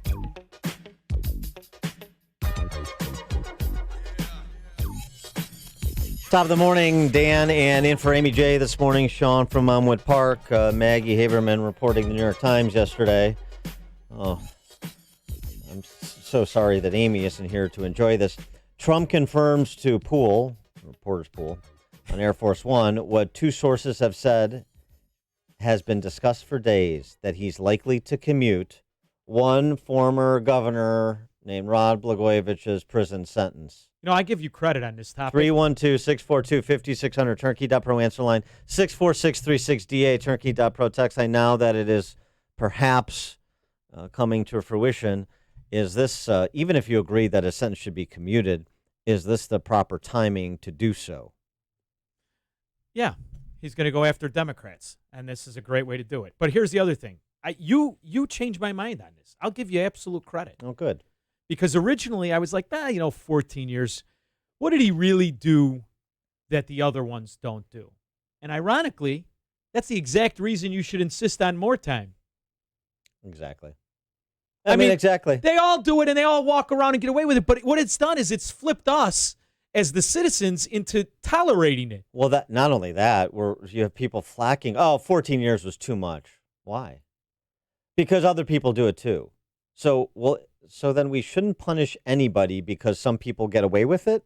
I mean, help me work the logic of that position from a rule of law perspective. It's the Democrat argument on immigration. That's exactly what it is. I understand. Yeah. See, that's why sometimes my ADD benefits a little bit. You know, you got a couple things going on in your head at the same time. Yeah. Sure. Right. Sometimes you accidentally lurch into. Yeah. ADD is your friend as long as you don't medicate it. You won't shoot up places. Well, what about this? Should Blagojevich be as free as a Barcelona woman in a public pool? And do you see that story? This is a story that would be right up your alley, I would think. Easy now. People are up now. Don't be incriminating me. No, but you saw the Barcelona story about. I have no idea what you're talking about. The Spanish women have won the right in Barcelona to go topless at the local public pools. Now we're talking. Yeah. So now we're talking. Should Blagojevich be that free? Is the question. It all depends. Some are freer than others. But here's the other thing. He's going to come out of there like a victim, prancing around with that stupid hairdo, like he actually accomplished something other than the political thug, scumbag, lowlife that he is. Yeah, I know. I mean, Blagojevich was a dope and a social climber and a flim-flammer and a terrible governor. He was all those things. But I mean, I don't know which governor in my lifetime I could say doesn't fit that description. Oh, they're all such idiots. And how about the ones that pretend to be Republicans? You're the biggest idiots of them all. And I don't just mean 7 foot of stupid married to the scarecrow. I'm going all the way back to Thompson with the 3% COLA. Idiot. Well, it's interesting you suggest Blago will come out and be the victim. Oh, sure. The conquering hero returns. Is that swagger. The story we're gonna he's get? Spartacus. Because Carrie Austin, we told you about her the other day. She is the former budget committee chairman of the Chicago City Council. Oh, boy. Who it was revealed, Sun-Times reporting, between herself and her family members, immediate family members, most of whom had city jobs, they have collectively filed for bankruptcy 14 times. Oh, I saw this story. City budget director. What a disgrace. What a disgrace. She is the victim. Yeah. Carrie Austin, a 34th World Alderman, is the victim of political and media persecution, and she wants to know why she and her family are being dragged through the mud. They're running a story about me and my family. By the way, you've also had the feds seize records from her office. They're running a story about me or my family. Why? When all you got bigger fish that you say nothing about. Why am I being drugged through the mud? This is sort of the same. I raise this because this is sort of the same rap I'm getting from the Blagojevich apologists. Why you hammering Blagojevich with a 14-year sentence where you have bigger fish? What about Madigan? What about this guy? What about that guy? Hey, dude. They're just better crooks. Right. I mean, I'm not flacking for any of them. I'm not suggesting that if you could prove beyond reasonable doubt that they engaged in criminal acts that they shouldn't get the maximum sentence either. I wish they would. I wish that you could. This buffoon, by the way, I don't know how anybody could vote for her. I mean, listen to how she streams a sentence together. What exactly is her title again? What is her job? The one who went bankrupt? She's a Chicago alderman. No, but what committee is she? She was formerly the head of the budget committee up until Lightfoot was elected. That's amazing. So you're in perfect. charge of the budget committee, and you and your family, who you've patronized and gotten all the jobs for, you all went bankrupt 14 times. It's perfect. That's why I say, Chicago, don't you go changing on me. That's why you got to get the hell out. And Illinois Republican Party, don't you go changing either. They try to score some political points on the Sun-Times story. They refer to Alderman Kerry Austin as Alderman Curry, and they also got the assertions about Kerry Austin wrong in tweeting out this story. Wow. So the Illinois Republican Party, when given a gift, proves that they are going to continue to go through life cowardly, complicit, and incompetent, which is a terrible way to go through life. But I just want you to know, since everybody loves the status quo here, Republicans do because they continue to support the same leadership, and Democrats do, obviously, because they continue to enjoy the spoils of war. I mean, as long as you're inside the bubble, not if you're just a regular old taxpayer, but you don't seem to care, so that's great. So I just wanted you to know the balance of power will remain the same. The status quo will continue to be enforced, and I just wanted everybody to be able to enjoy that announcement. It could just be that they're all hungover from being at one of Bill Brady and his wife's ghetto casinos that now serve alcohol. I mean, there's other explanations, Prof. Sure. It's always a possibility. Robert and Niles, you're on Chicago's Morning Answer. Yeah, is this Dan? Yeah, Dan. I just like to. I think so. like to say a stupid person like me. I mean, I go after these Democrats. I mean, you live in Illinois. Why don't you buy some billboards or something, and put these people on there? Filing bankruptcy 5 times. 14 times. That's 14. How about 20? How about 30? Why not? I'd like to file. Easy. She's going to get a promotion by the time this guy gets done. Yeah. Well, Come on, Sean. No, listen, here's the thanks for thing. the call, Robert. When see, Robert's, you could tell he's an older man when people had character. Now filing bankruptcy is a status symbol.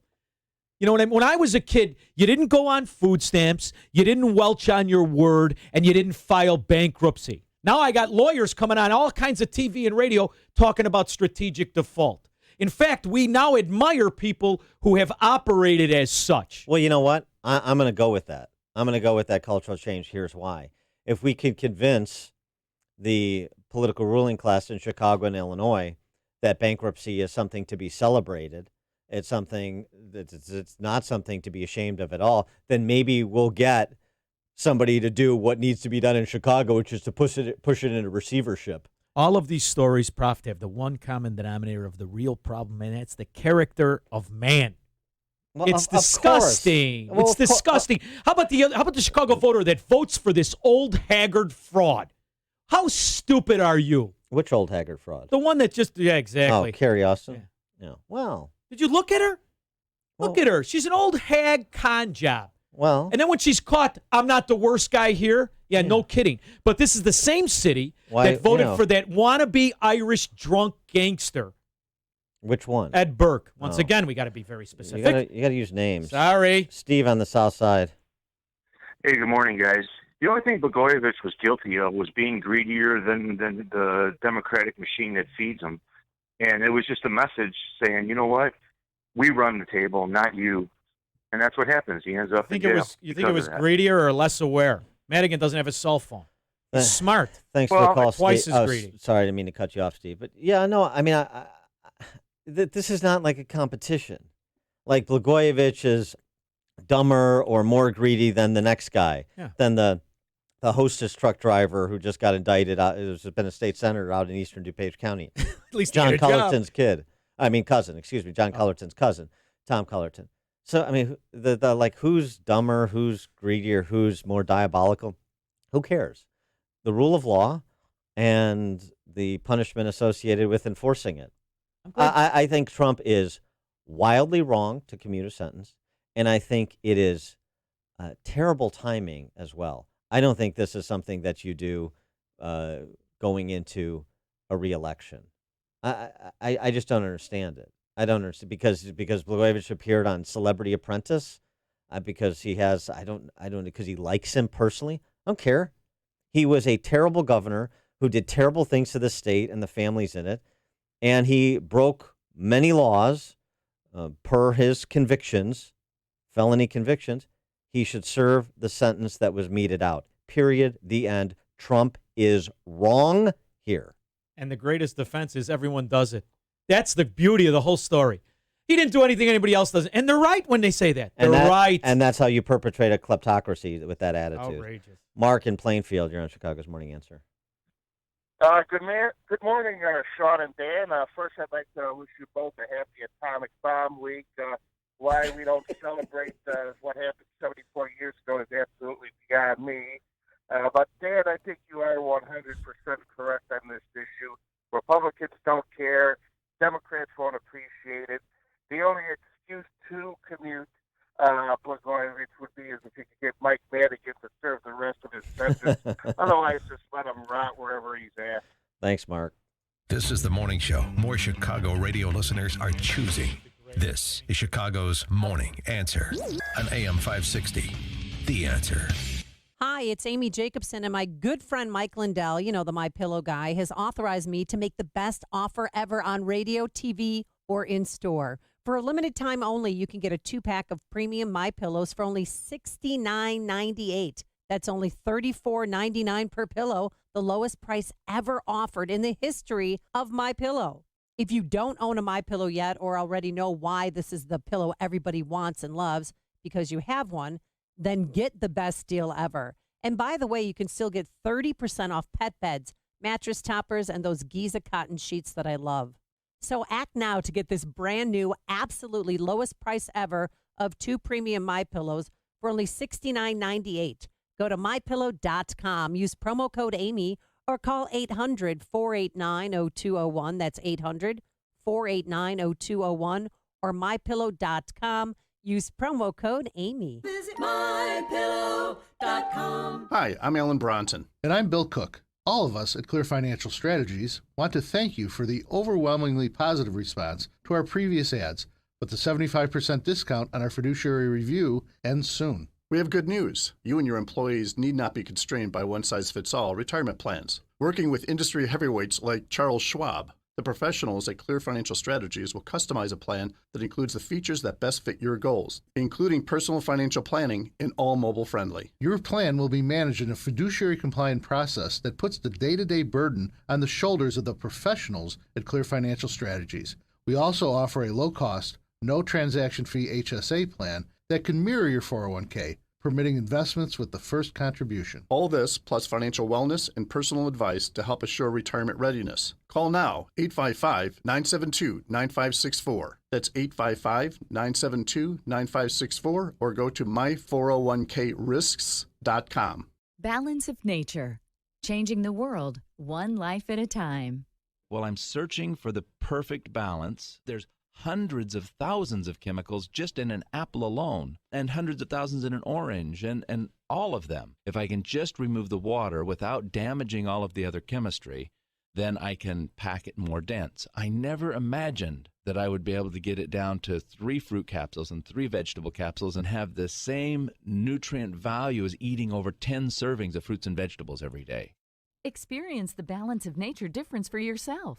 For a limited time, all new preferred customers will receive an additional 30% discount and free shipping on your first Balance of Nature order. You will also receive an extra $10 off on any additional set of fruits and veggies you purchase. This summer special will expire, so don't wait. Call 800-2468-751 or go to balanceofnature.com and use discount code CHICAGO.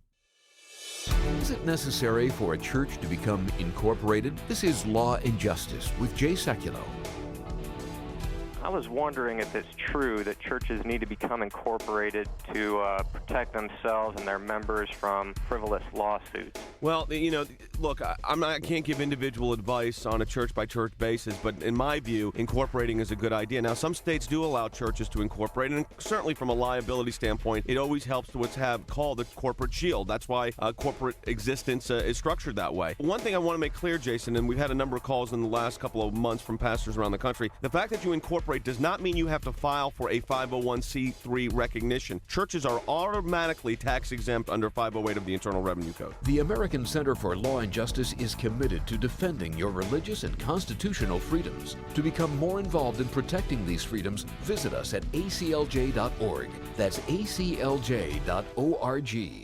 It's summertime once again, which means pool parties, barbecues, and relaxation. But it also means home projects, which aren't as much fun. So why not let Home Advisor take them off your hands? From minor repairs to major remodels, Home Advisor will connect you with top-rated pros in your area, letting you get back to summer fun. The pros have been reviewed by your neighbors, so you can see what others thought of their work. And if you're not sure how much your project should cost, get multiple quotes from the pros and use Home Advisor's project cost guide to see what others paid for similar projects. And to top it all off, you can book appointments online. No more phone tag. Home Advisor makes it beyond easy to get your home projects done, so don't wait. Get those projects done now and make the most of your summer. To find the right pro at a fair price, just ask Home Advisor. Go to homeadvisor.com. That's homeadvisor.com. Or you can download the free award-winning Home Advisor app today. Make your life easier. Enjoy the summer fun. Go to homeadvisor.com today. We have to talk about it. Nope, I don't wanna. We have to. No. But we need life insurance. I am not listening to you. So you don't love me then? What? Oh, fine.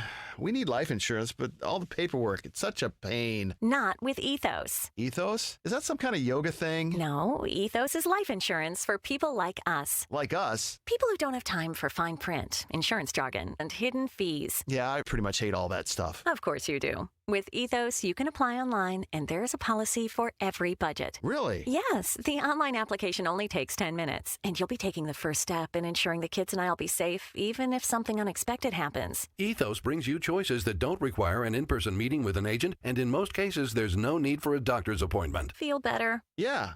I do. Ethos, life insurance made simple. Apply online in just 10 minutes. Get a free instant quote now at ethoslife.com. That's ETHOS life.com. Ethoslife.com. AM 560. The Answer.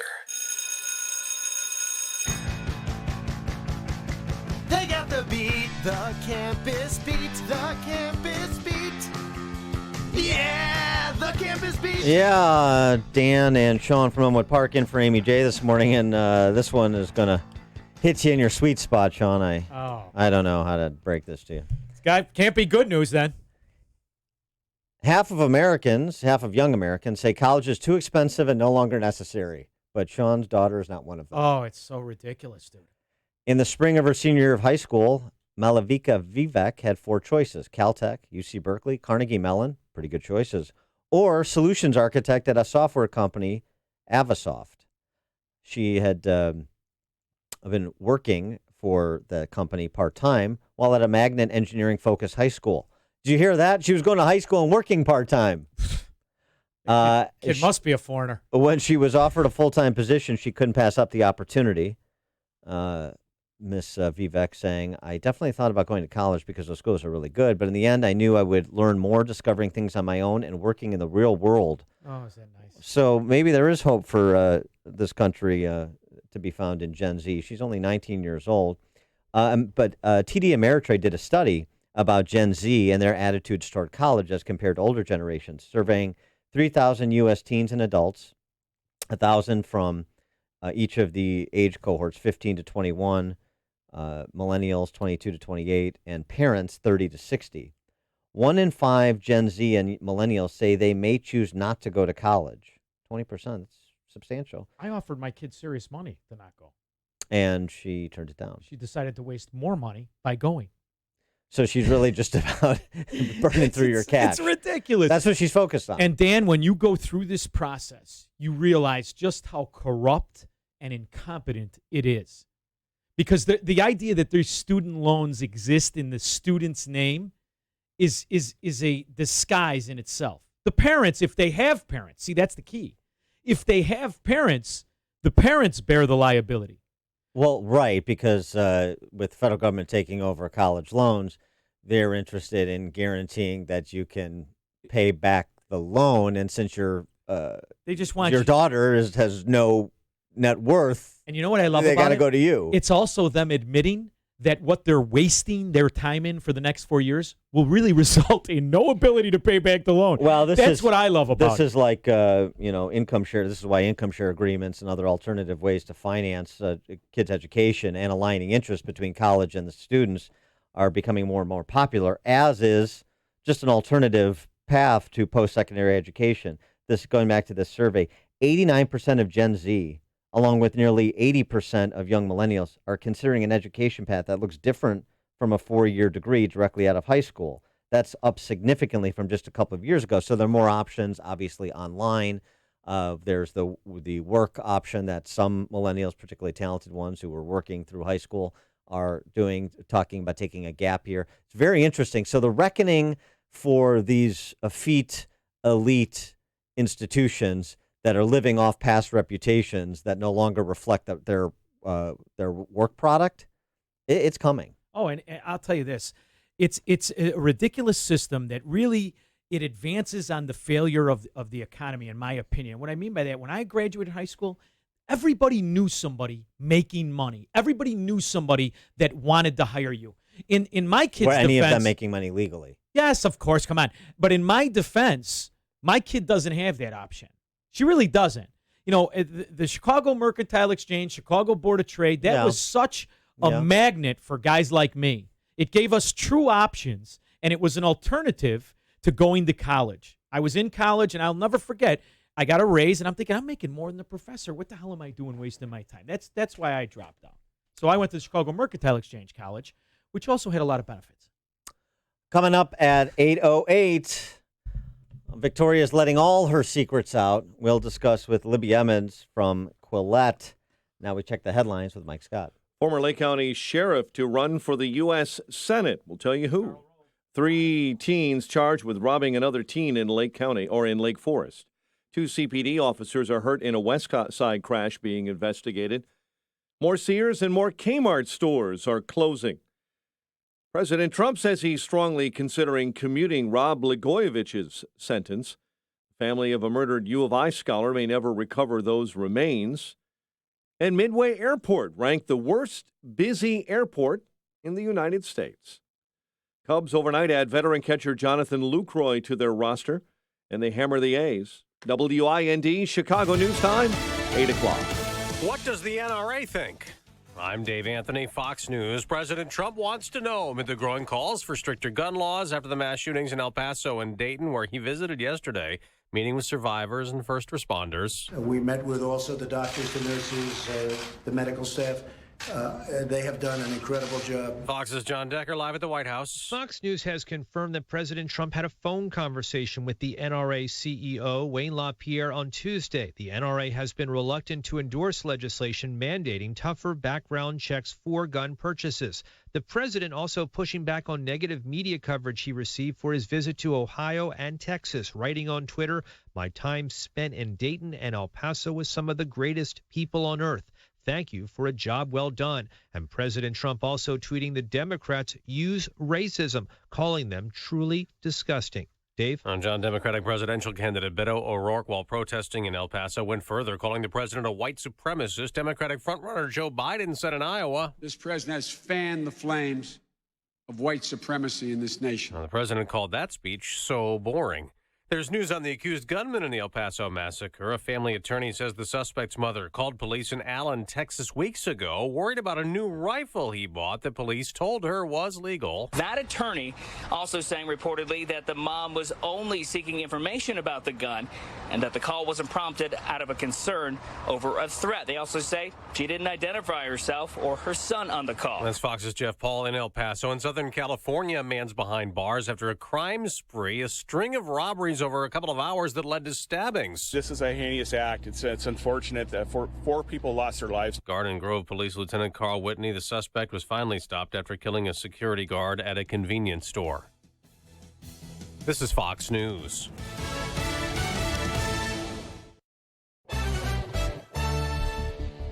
Skies are sunny. We have 71 degrees in Chicago at 8:02 on AM 560. The Answer. Good morning, everyone. I'm Mike Scott. Indiana's High Court has upheld a sentence of life in prison without parole for a man convicted in the stabbing deaths of 3 in Northwest Indiana. The Northwest Indiana Times is reporting the Indiana Supreme Court ruled that Derek Cardosi's arguments that his trial was flawed and there was insufficient evidence to convict him were without merit. Cardosi was convicted of murder and other charges and sentenced in 2018. The killings happened at the Sumava resorts in Newton County near Roselawn, Indiana. Person of interest is in custody after a woman was found shot to death in Aurora. This relative remains in shock after Jeanette Luna's body was discovered yesterday. The only thing I can say is she was really nice. She don't have no problem with nobody at all. So I don't know what happened. Investigators right now believe that incident is isolated. Former Lake County Sheriff Mark Curran will seek the Republican nomination for U.S. Senate next year, hoping to challenge Senator Dick Durbin in the November 2020 election. President Trump says he's strongly considering commuting the sentence of former Illinois Governor Rod Blagojevich, saying on Air Force One he believes Blagojevich may have been treated unfairly and has spent enough time behind bars. Illinois State Police Trooper Gerald Ellis's name is now on the department's memorial wall. Dozens gathering in Springfield yesterday to honor the fallen trooper.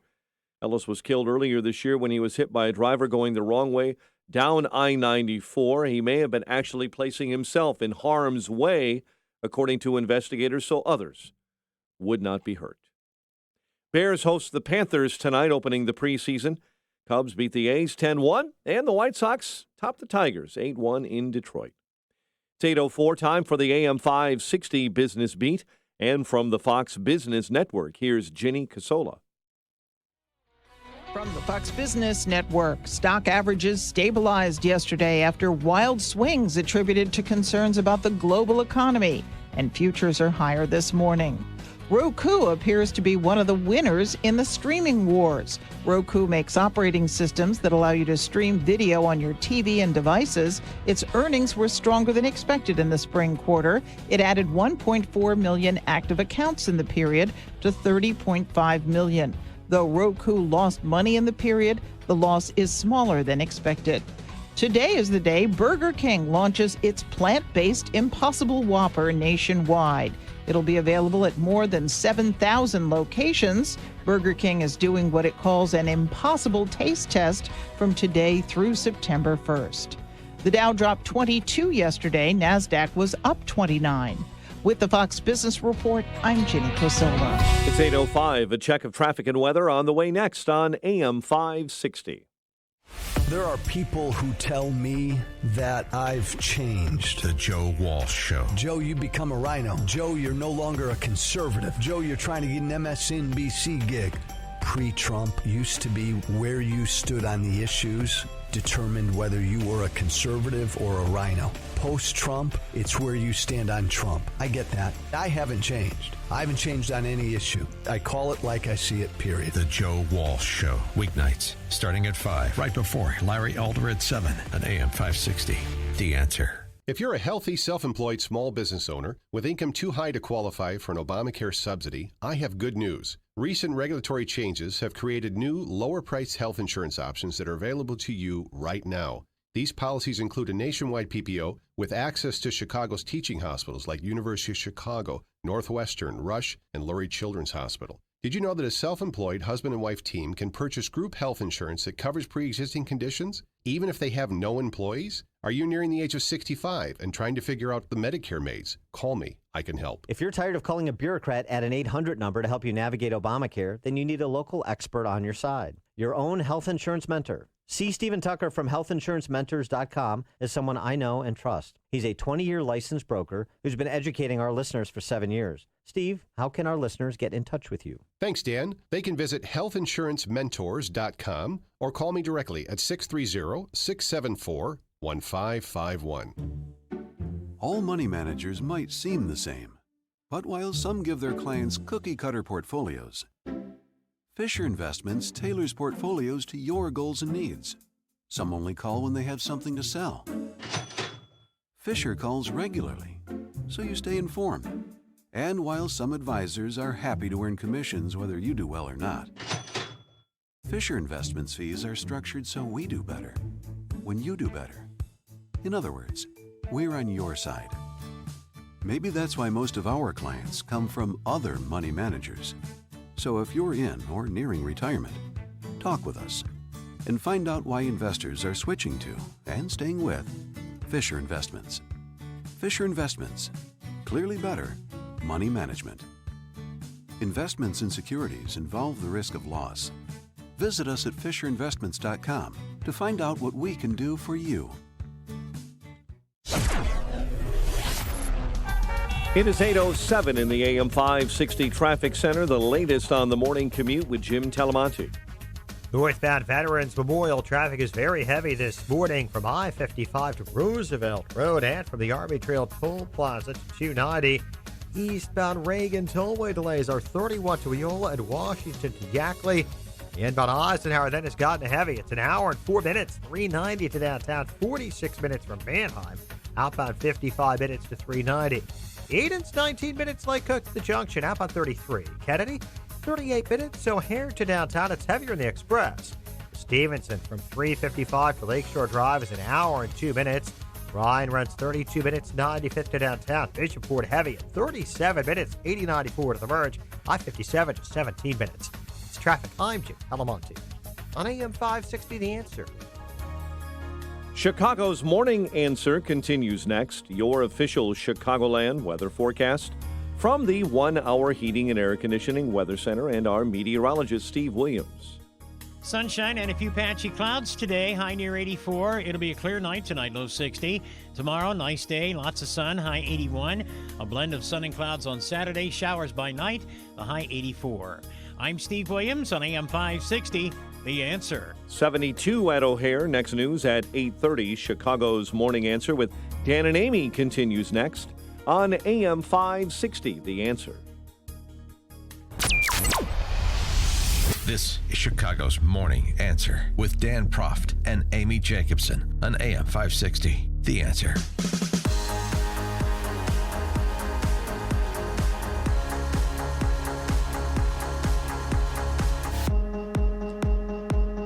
Top of the morning, Dan, and in for Amy this morning, Sean from Elmwood Park. And Sean, I wanted to bring this to your attention.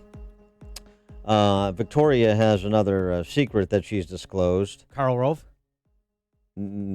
Karl Rove? That's Victoria's real secret, because if he's not prancing around in a reverse thong, nobody is. That's an image. All right. Thank you for that. They have disclosed the retention of their first trans model, Valentina Sapio. Little more than you bargained for should be the tagline there. Brazilian model. So you just may want to pay close attention or avert your eyes to the next Victoria's Secret show. Yeah. First openly transgender model to model for Victoria's Secret. Openly transgender. There's an oxymoron. Yeah. All right. Hmm. See what I did there? I did. All right. The chief marketing officer of Victoria's Secret has resigned. He said he didn't think the brand should include transsexuals in the show. Oh, gee. Yeah, that's good. It's a bold position. And now for our new Schwansteiger line. Why not? Because the show is a fantasy. It's a 42 entertainment special. That's what it is. He later apologized. My remark regarding the inclusion of transgender models in the Victoria's Secret fashion show came across as insensitive. I apologize. To be clear, we would absolutely cast a transgender model for the show. And so that's about as much of a 180 as it can happen. But he got ash canned anyway. And by the way, L Brands. You know who's? I have no idea who L Brands. Are you nuts? I'm 51 years old. Things were clean cut when I was a kid. Victoria's Secret parent company, L Brands. Oh, okay. Do you know who its chairman and chief executive is? Michelle Obama? Leslie Wexner. Ooh. Does that name ring a bell? Old man Wexler's kid. Jeffrey Epstein's buddy. Oh, there it goes. The one who was arranging the massages? And Wexner now suggesting that as much as $43 million of his money was misappropriated by Jeffrey Epstein. So now we're starting to learn perhaps some of the sources of Jeffrey Epstein's money to pursue his pedophilic interests. Bill Clinton hasn't been this nervous since the 90s. Also, just in terms of corporate America and sport as well, the drag queen story hour for kids, that's not something that just happens in Queens, New York anymore. In Atlanta, the city wanted to thank its corporate sponsors for their commitment to drag queen story hour at the local library. including the Atlanta Hawks, the Atlanta Falcons, and Whole Foods. Is it going to be read by Eddie Murphy? Eddie Murphy. He's a freak. He likes the transgender, sure. Oh, I forgot about that story. Little Okay. Sunset Strip, baby. Well, get in the car. Don't worry about it. All this is a perfect segue to a discussion of this piece in Spectator.us about the fantasies of the left revolving around the sexualization of children. Piece written by Libby Emmons, who joins us now. Libby, thanks so much for joining us. Appreciate it. Sure thing. Glad to be here. So one of the things in your piece, I thought this was a really good question, argument you make in the form of a question. If children have enough agency to obtain abortions, gender-affirming hormones, and surgeries, why shouldn't they marry or vote? And why should we have any ages of consent? Jeffrey Epstein would probably argue. Yeah, I think that's a really good question. I think there's a total disconnect between how we're supposed to regard children's agency for purposes of gender options and abortion versus the prohibited rights of, voting and marriage. And I'm certainly not in favor of child marriage. I think it's an abysmal practice. Right. But the question remains: why is it okay to allow children to engage in permanent sterility and hormone treatment, or the termination of pregnancies, but it's not okay for these other things like voting and all of that kind of stuff? The rights that our culture pushes for children to have are those that sexualize them, not the ones that actually value their ability to make decisions. There are all these cases of kids getting picked up and parents getting arrested because kids are being allowed to walk home from school by themselves. And these are the same kids that would be allowed to change gender at school and not have to tell their parents, or obtain morning after pills without having to get any kind of authorization. And it's really telling that children's sexuality is more valued than what they actually think. Well, right, and you talk about the more value than their judgments. So at the same time this is happening, the move to abolish these consent requirements with respect to sexual and reproductive choices and so forth. You have increasing the age from 18 to 21 to smoke. You have a proposal from Adam Kinzinger, a Republican congressman in Central Illinois here, to increase the age at which a gun can be purchased in Illinois to 21. So at the same time, and of course, this is against the backdrop of Illinois passing the most pro-abortion law in the country just this past legislative session. So there's that contradiction too, to sort of accentuate the point that you're making. Yeah, I think that's crazy. If you can have an abortion, if you can kill in one respect, why can't you kill in another? I guess be a little flip about it. Well, and we can also we would also avoid all of this sort of uncomfortable litigation, wouldn't we? The Catholic Church could get its money back. The Boy Scouts of America, facing a civil lawsuit, announced this week. The abused and scouting lawyers say they've identified 350 previously unknown scoutmasters and volunteers who allegedly preyed on boys whose names were not known to law enforcement or in the Boy Scouts of America. I guess it's Scouts now. I'm even using the improper. Scouts, because everyone can. That's right. Join. So names not known to law enforcement or in the internal database, which the critics have called perversion files. So if there's no such thing as pedophilia, if that just goes by the board and it just becomes a consent issue, then we're going to owe a lot of apologies to predatory scoutmasters and priests and teachers and the like, aren't we? Yeah, sure. And the other thing, too, that people forget is that the reason there are these prohibitions against what kinds of activities children can engage in, from, consent laws to purchasing guns to voting to drinking to smoking to any of those things, or, to engaging legally in sex work even, or any of this kind of stuff. The reason is that children are easily coerced, and we forget that when we try to give them all of these extra rights to make self-determining choices that have long-term impact. Children want to please the people that are around them, to meet the expectations of the people that love them, and to retain that love.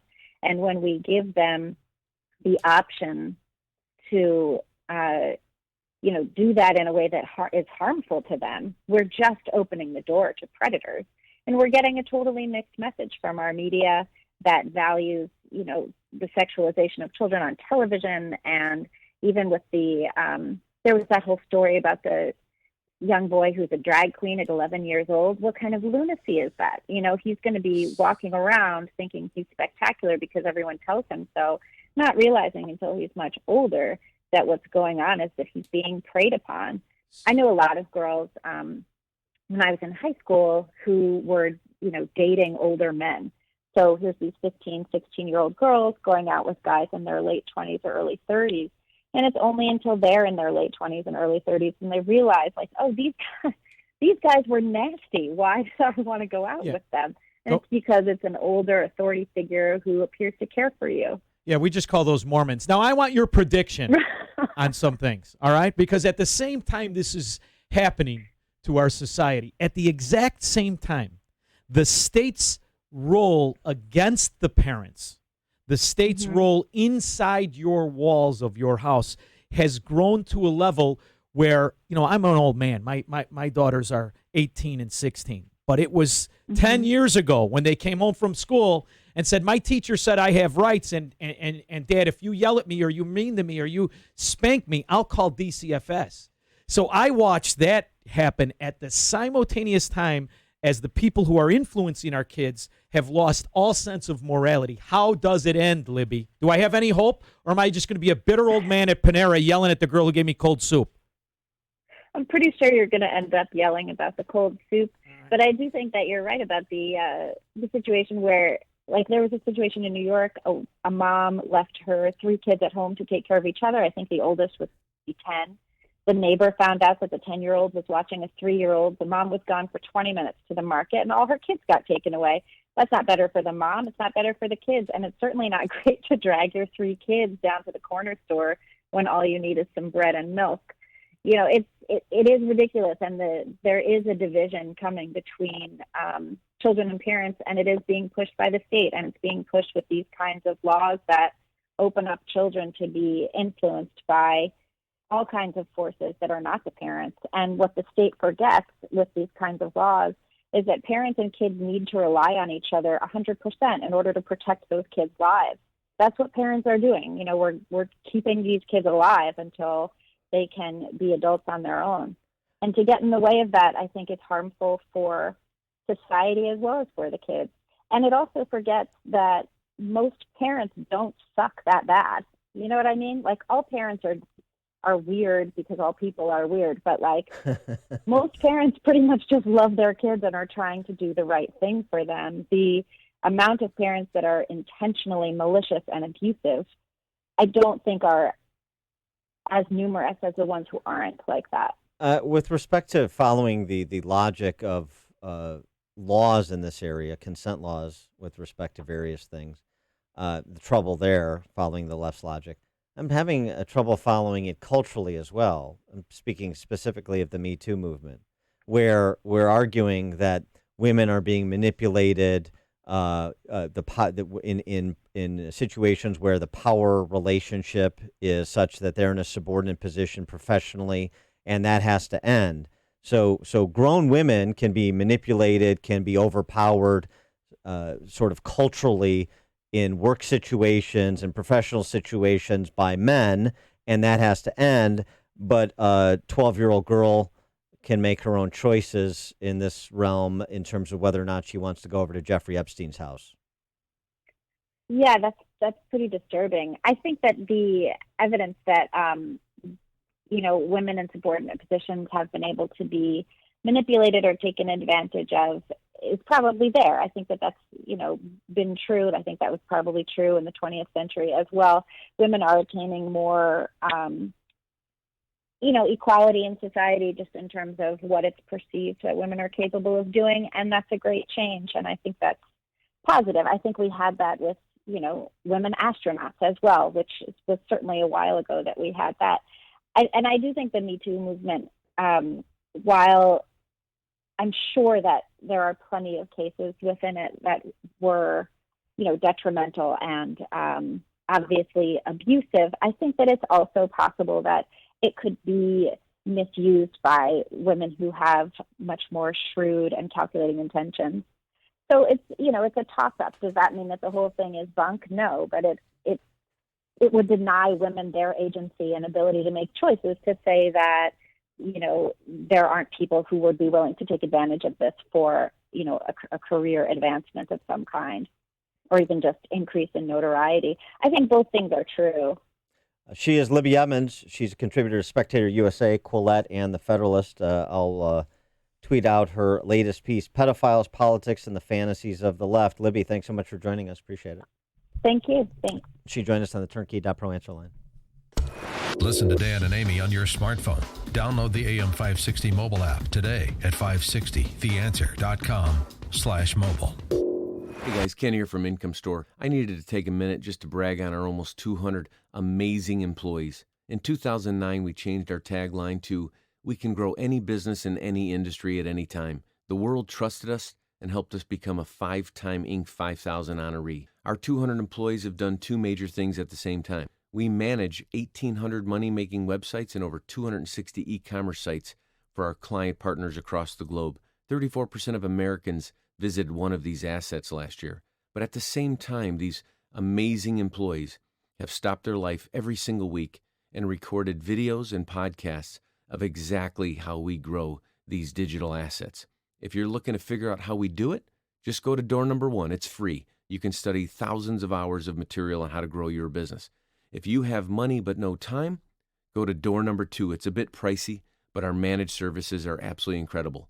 You got to check out IncomeStore.com. Our 200 employees are absolutely amazing. There's an urgent need for first responders right now and right here in the Chicagoland area. Start a new, meaningful career, providing a valuable life-saving service, and make a difference by helping others. Get your EMT training and certification from Elite Ambulance at emtnow.org. Experience a new and rewarding career as a professional emergency medical technician with training and certification at emtnow.org. Sign up today for first responder EMT courses with Elite Ambulance courses. They make it easy with day and evening classes starting soon. Offered at multiple locations: Elgin, Hickory Hills, Naperville, Orland Park, and Schiller Park. Take the first step and become a qualified EMT, emergency medical technician. The second step, a more advanced paramedic. And third step, firefighter. Log on to emtnow.org for complete details and EMT training courses starting soon. Sign up now before classes fill up. Start your new career making a difference as a first responder. Go to emtnow.org. That's emtnow.org. Townstone Financial is synonymous with great rates, low closing costs, and phenomenal service to the thousands who have completed purchases and refinances with us since 2002. Hi, my name is Barry Sterner, owner of Townstone Financial. Let's hear about the Townstone experience from one of our customers. With my house here in Chicago, you guys did my first mortgage, and then we just did the second one on a refi. Let's pick my 3 lenders that my realtor said that he used, and I'm like, they're not going to come close to Zach. But I'm like, let's just play with them, and I did, and they didn't come close.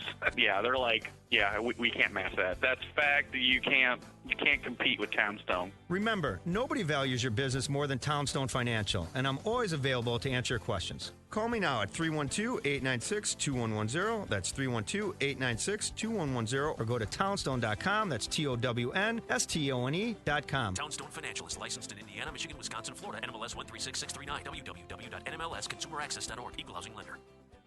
I'm doing it. Justin's doing it. My sister's doing it. A lot of people are taking Balance of Nature. Why? Well, it's an easy and convenient way to get the fruits and veggies you need on a daily basis. Because at the minute, we're not eating enough fruits and veggies at all those summer barbecues where there's beer and brats and hot dogs. Balance of Nature is just that, easy and convenient. And if you listen to this station, you've heard people talk about how Balance of Nature has changed their lives.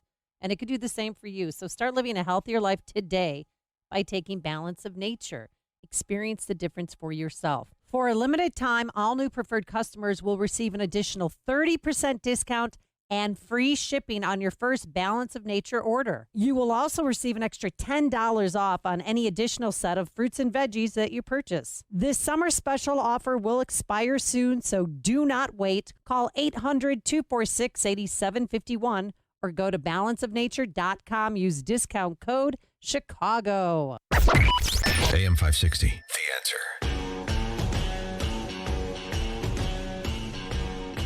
Dan, and in for Amy this morning, Sean from Elmwood Park. And you'll appreciate this, Sean.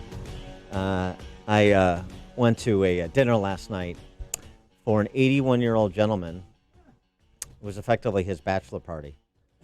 That's great. You have to turn on your microphone so people can hear you. Thank you, Cialis, Mhm. for sponsoring the bachelor party. Yeah. That was my line. Oh, did I used- just step on it? Yeah. No, so I used it last night because we each had to give like If it a was little good, it 3-minute came talk. from me. Uh-huh. Mhm. So 81-year-old bachelor party for an 81-year-old bachelor, never married. He's a genius. 81 years. Probably had a full head of hair. Happy as a clam. Was in great shape. How Lucid. about the money? Probably ton of money. Investments. He's very successful. Please, wasn't for these kids, I'd be driving a Bentley like I was an alderman. He bowled a 300 game last year at the age of 80. Probably cheating. No. Come on. 80 80 years old. No, he's been bowling since he was 19. He's a good bowler, obviously. Yeah, Ford But was still putting together cars. This by is what himself. Renaissance man, Sure. right? All of the. That's why your other story. Who manipulates who? I've been manipulated by these women my whole life. So the way that I approached it was to, memorialize the streak. Everybody else was saying, "Oh, it's great, good luck with the marriage," and so on and so forth. And I said, "Look, this is a streak that has come to an end. This is one of the great streaks in history. This is Lou Gehrig or Cal Ripken passing Lou Gehrig, 2,131 wins. This is Rocky Marciano 49-0, like he lost a fight. This is Rocky Marciano losing a fight. 81, first marriage. By the time your kid needs money, you're dead. I love it. What about well, he's got some money. He gets married. Yeah. Won't be long. She'll be back on the market. You better get her number, kid. Now it's you don't have one of those government pensions. You better start thinking ahead. No, it's a little bit. I get full context here. He has been with this woman, who's going to be his wife, for 28 years. Just never decided to get married until recently, obviously. She's got patience, too. I tell you, I like this couple. 81 years. It's incredible. So I feel like now I've got a marker that's been put down. I just have about 34 years and change to go to break the record. And you know why he got married, don't you?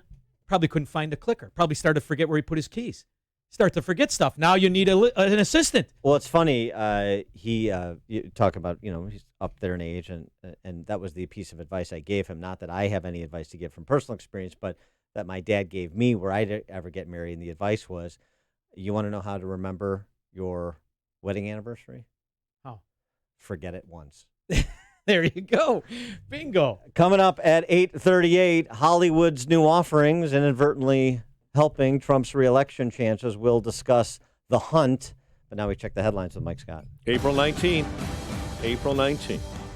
There you go. There you go. Never forget. Exactly. Check that box. I can't believe I'm having another one. Nobody can. Go ahead. Blue skies and sunshine, 72 degrees. And we're hearing reports from Senator Lindsey Graham's office this morning that he's going to urge swift action today on what he calls a new chilling report. The Defense Department saying they found ISIS cells resurging in Syria. South Carolina Republican tweeting out the White House needs to address the threat immediately.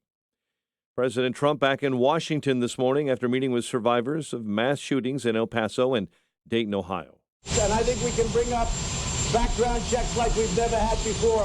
I think both Republican and Democrat are getting close to a bill to doing something on background checks. The president visiting the Buckeye State First yesterday, spending several hours at Miami Valley Hospital, and then meeting with Mayor Nan Whaley of Dayton and Ohio Senator Sherrod Brown.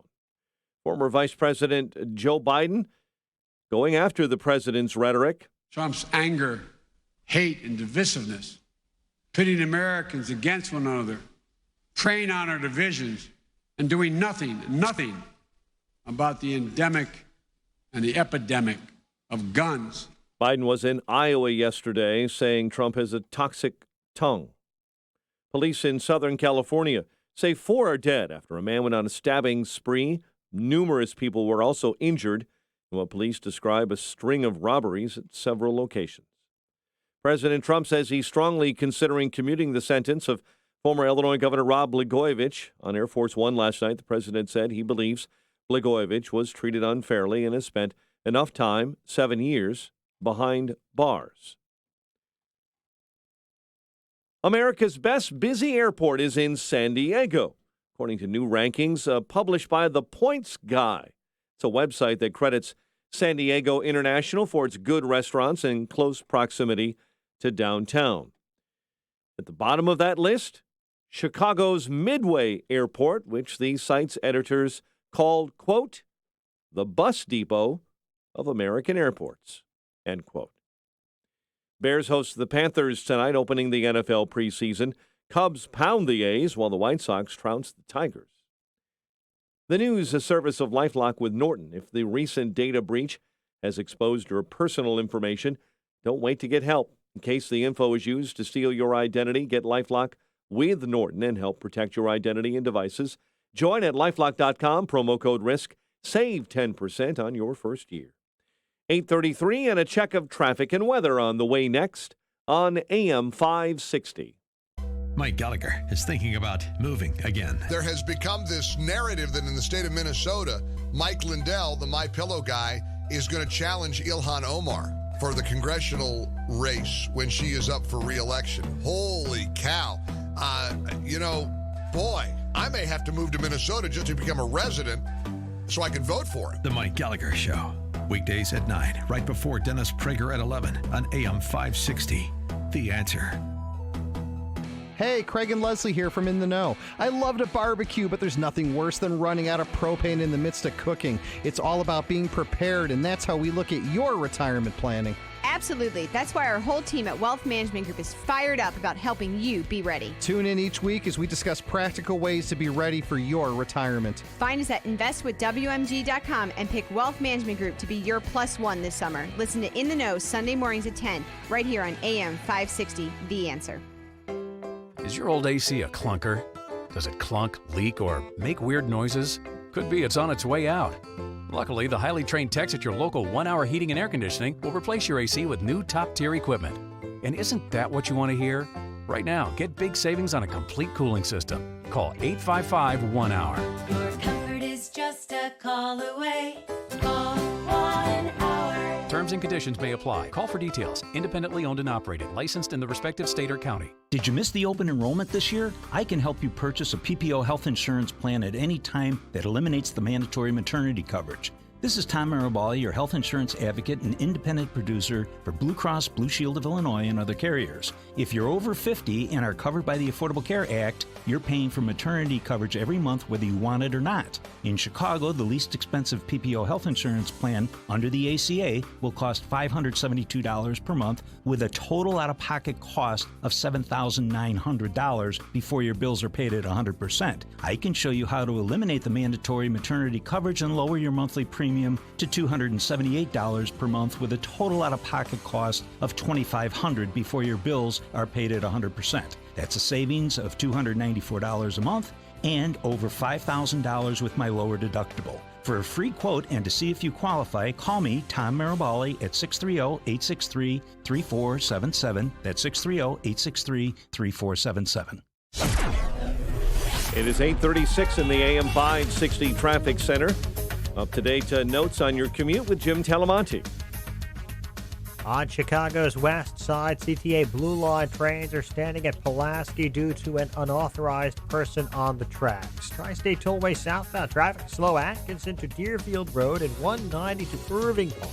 Northbound it's heavy 87th to 31st and from the Reagan Tollway to the Bensonville Bridge. Eastbound Reagan Tollway delays are 31 to Eola and Washington to Yackley. Northbound Veterans Memorial, I-55 to the Reagan Tollway, the Army Trail Toll to 290, southbound 53 at the tight spot, Rand to Kirchhoff. Kennedy, 37 minutes O'Hare to downtown. Heavier in the Express. Eisenhower, an hour and 4 minutes, 390 to downtown. Stevenson, an hour and 2 minutes from 355. Ryan, 32 minutes from 95th. That's traffic. I'm Jim Talamonte. On AM 560, The Answer. Chicago's Morning Answer continues next. Your official Chicagoland weather forecast from the 1 Hour Heating and Air Conditioning Weather Center. Partly sunny and 84, clear and 60 overnight. Currently 73. Next news at 9. Chicago's Morning Answer with Dan and Amy continues next on AM 560, The Answer. Experience the many restaurants of Seven Bridges on the evening of August 8th at the Golf Club in Woodridge, Illinois. Aside from great tastings and treats, Sample Seven Bridges will have prize drawings and DJ entertainment throughout the evening. Visit chambers630.com to register. If you're talking about it, I'll be talking about it. Dennis Prager here. Join me this morning at 11, right here on AM 560, The Answer. Good morning, Dan, and in for Amy this morning, Sean from Elmwood Park. And Sean, it's not just Democrat socialist presidential candidates that I would argue are wildly overreaching with respect to their rhetorical choices in addition to their policy positions. Hollywood's doing it too. They just can't help themselves. The press corps, DC press corps, all of the instruments of the left, they just can't help themselves. New movie, The Hunt. What's this one about?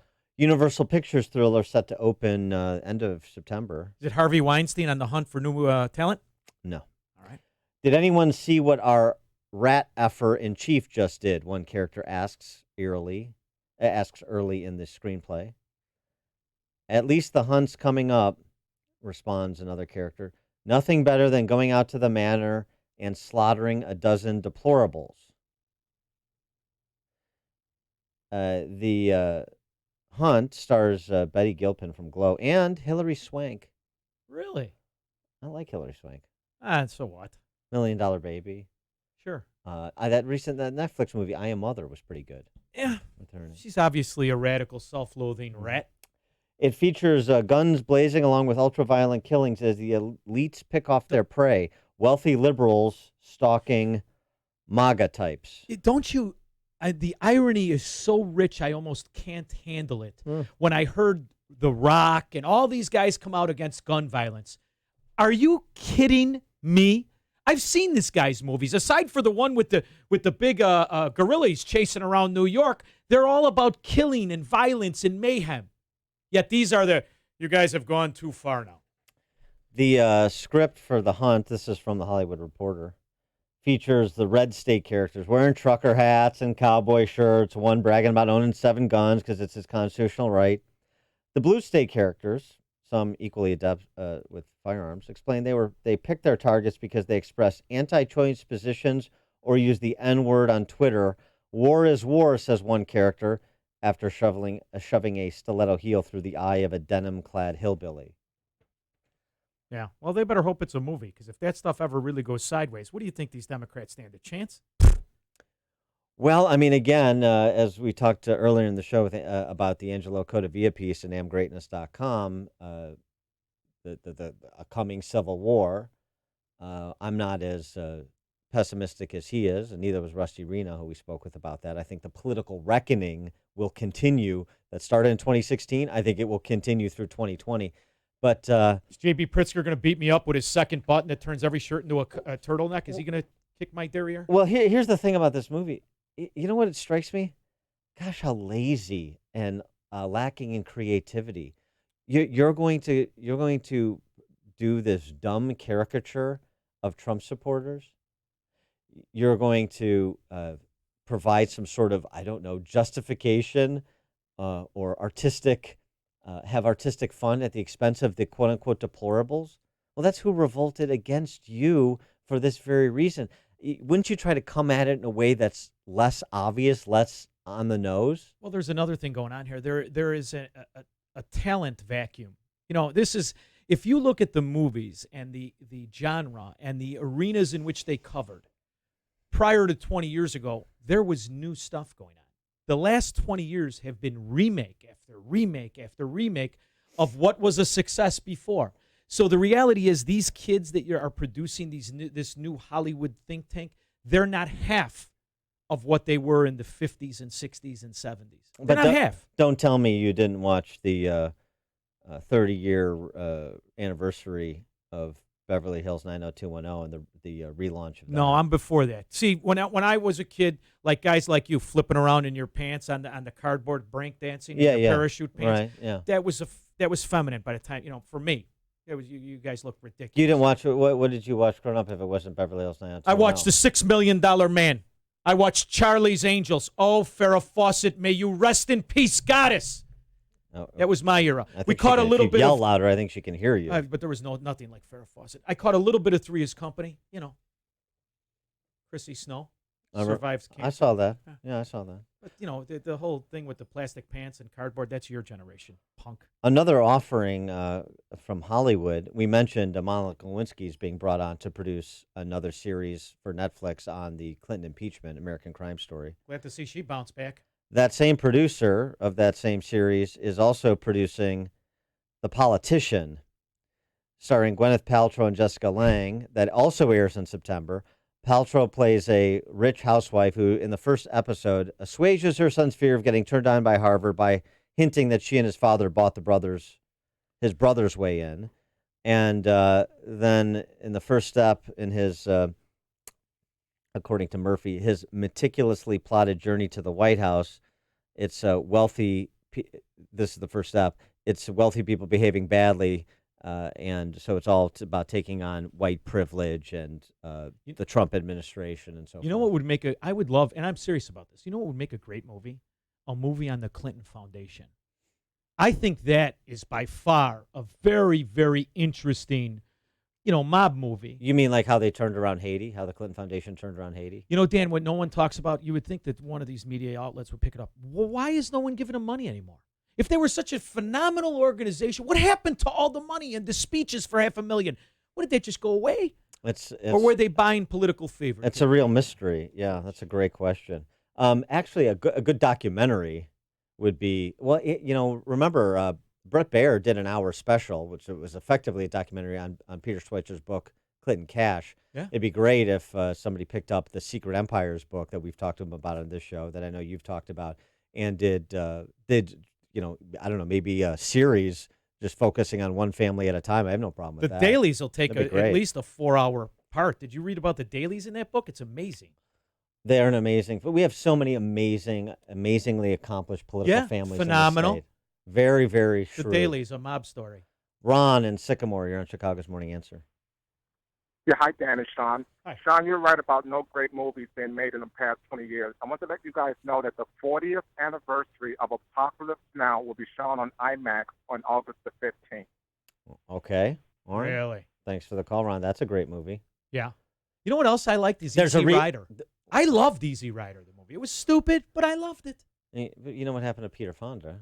He lost his mind too. Remember, he Sure he did. He's like out there attacking Barron Trump on Twitter. No, he's crazy. But I'm just talking about Yeah, I if get you it. go back to that era when I grew up in the 70s, everything was great. The movies that were coming out, you couldn't wait to see because they were unlike anything before. Well, but that was Steven Spielberg, the introduction of Steven Spielberg with Jaws. Come on. And George Lucas with Star Wars, of course. All of it. So you have some great filmmakers. Do we have great filmmakers today? No. Richard Linklater. Avatar is all right. I mean, if you go for the Avatar. fantasy stuff. I do like the James guy. Cameron? James No. Cameron with the old No. lady in The Rock. Come on. The big liar That that, was she was. The old lady. Yeah, the old lady in Titanic with the Oh, stone. yeah. He's Well, done some Titanic good was stuff. good. Titanic was good. He burns it up, though. There's a guy that spends money when he makes a movie. Avatar, not so much. I don't think. I like it. By the way, reboot of Home Alone. Come on, you can't duplicate that. All the best ones are dead. I can't wait And to the other kid's a drug addict. Who would the cast be? No, I think it's going to be a new cast. How you can't duplicate Well, you have to it. do a new Some cast. You things- can't have Macaulay Culkin Home Alone at age 35. It would That's be not- like redoing The Breakfast Club. There are some things you can't redo. They're just perfect the way they were. Just leave it alone. Richard in Blue Island, John Chicago's Morning Answer. Yeah, hey guys. I got an idea for a movie, and perhaps maybe Andrew Klavan, being a Republican, could and being a screenwriter in that, he could do a movie called Night of the Living Dems, based on the old movie Night of the Living Dead, where these zombies got their arms out and they're moaning, they're indoctrinated. That's pretty good. Thanks for the call, Richard. I wrote a movie. I could start Rosanna Arquette, who's like she's on Twitter apologizing. I'm sorry I was born white and privileged. It disgusts me. This is. I mean, first of all, it's not even. I hate me. It's not even Radical Chic come to life, because Radical Chic was a memorialization of life. But it's just it's the spread of it. It's the spread of Leonard Bernstein in the opening of Radical Chic, Tom Wolfe's book, hosting a fundraiser for the Black Panthers at his Manhattan penthouse. Is that great? And he says to one of the Black Panthers, aren't you, disgusted by this opulence, this ostentatious display of wealth? And the Black Panther looks around and is like, no, I'm not. It looks pretty nice to me. Leonard Bernstein says, I am. It's his place. He's disgusted by it. But it's not. See, they all have something in common. And this goes back to J.B. Pritzker, the self-loathing attitude. I hate myself. I'm rich. I'm going to make it so no one else can be. It's that they feel guilty, not because of their race, but because they are in a family that bestowed upon them earnings they didn't partake in, and they hate the people who made them. I'm telling you, this all stems down to daddy issues. That can be part of it. But even for those that don't come from wealth, I think there's something else going on too. And I think they feel this is the way to have license conferred to feed their appetites. We've seen this in the sexual realm with these predators.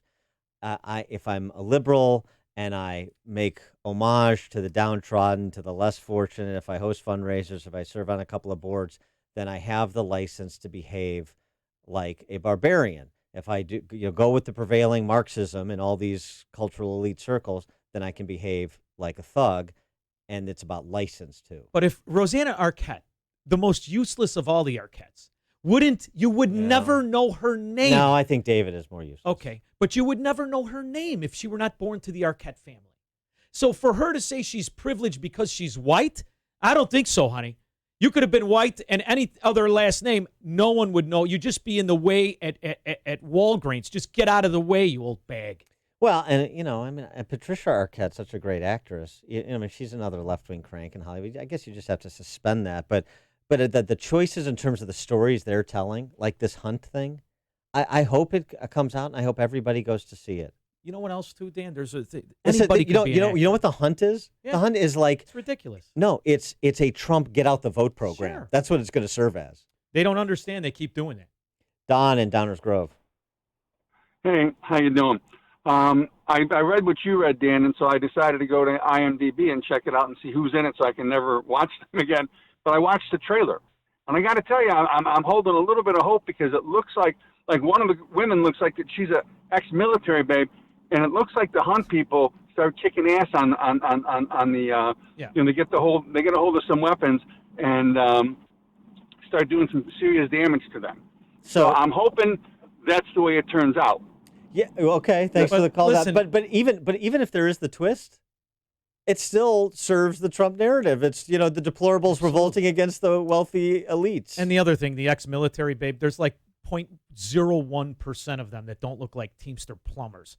I mean, the reality versus what the fantasy are quite different. What are you talking about? Military babes. Girls don't go in the military unless they're, hard on the eyes, should I say. I'm going to have Jeannie Ives kick your ass. She's the 1%. No, you don't understand. That's a compliment. Yeah, She's the 0.01. Nice and try. I'll tell you, that Gibbard, too. Sexy. Tulsi Gabbard. Sure. If I'm going to have a socialist, make her sexy. That's what you always say. Got standards. It's what Chicago is talking about. It's Chicago's Morning Answer with Dan and Amy on AM 560. The Answer. Scoundrels are not exclusive to politics. They're smart enough to occupy necessity service industries like the automotive business. As a real estate broker, my car is a lifeline and a total necessity to my business and my family, which is why I had to seek out an honest, truthful auto service provider. For over the past decade, I've put my trust in Craigies Mobile Service Center on Lake Street in Addison. Craigies handles full auto repair on foreign and domestic vehicles. They pride themselves on providing you the best cost-effective auto repair and expert advice. Craigies has full service bays and truck lifts that can service and manage your whole fleet. They also provide priority service for your business and can track each vehicle, alerting you to the repair before you need it, keeping your guys on the road. Since 1959, Craigies Mobile Service Center has thrived through 10 presidential administrations, giving you reputable, dependable, and honest auto repair.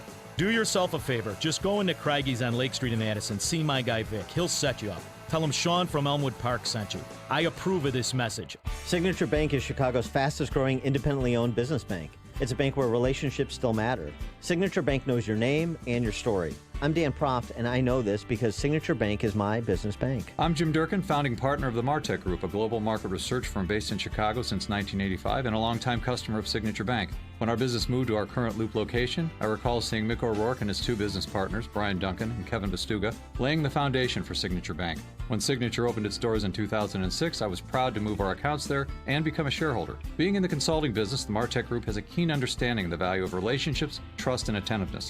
Whether dealing with our U.S. practice or our international operations, Signature Bank is always there when we need them. That's why the Martech Group is proud to have Signature Bank as a valued business partner. Signature Bank is looking for their next success story. To learn more about turning your business vision into reality, visit signaturebank.bank. Signature Bank, helping local businesses succeed. Member FDIC, Equal Housing Lender. Hi, this is Amy Jacobson, and I've got a quick, cost-effective way to protect and grow the value of your home this summer. Call the professionals at CertaPro Painters for interior and exterior painting. They painted the first floor of my home last year, and every time someone walks in, they always say, gosh, your house looks so much bigger. That's because one of their color specialists helped me pick out the perfect color. So boost your curb appeal this summer with a fresh coat of paint while protecting it from the heat, storms, and insects. Be proud to show off your house to your friends and neighbors. Their summer calendar has a few spots available, so secure yours now. Don't put it off. Time to hire CertaPro Painters, your residential and commercial painting experts. You can schedule a free estimate online at CertaPro.com, that's Certa with a C, or call 1-800-GO-CERTA. Each CertaPro Painters business is independently owned and operated. Get a free estimate at CertaPro.com or call 1-800-GO-CERTA.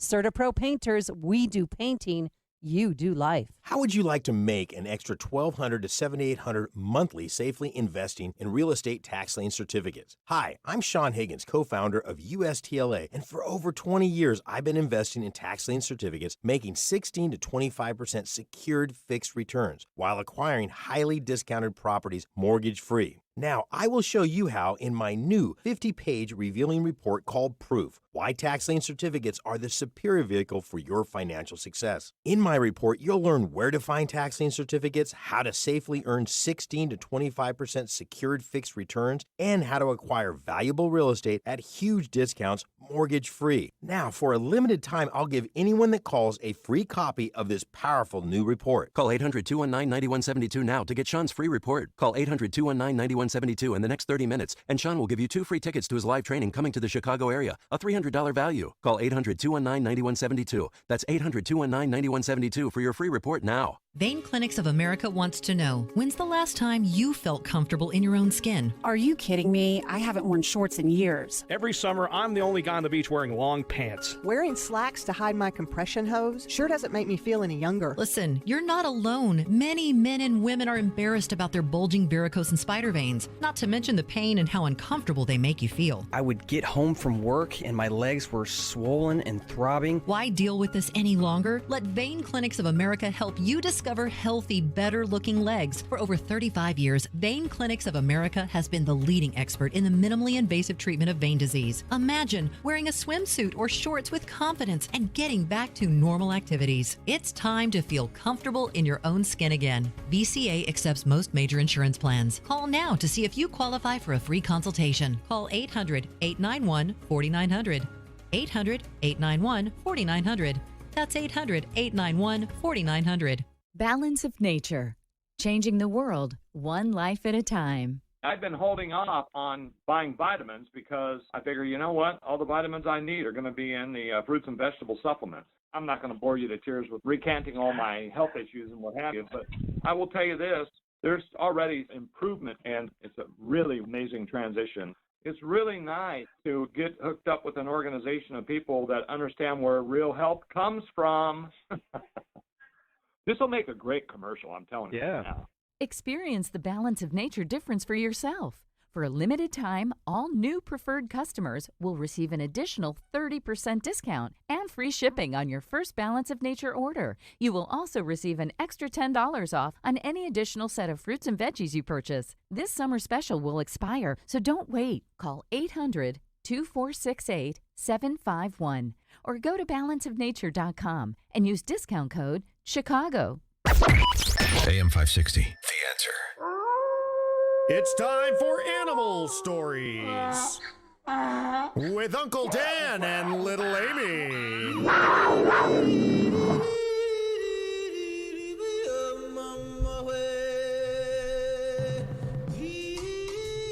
Playing the role of Little Amy today will be Sean from Elmwood Park. And Sean, this animal story specifically selected for you. Really?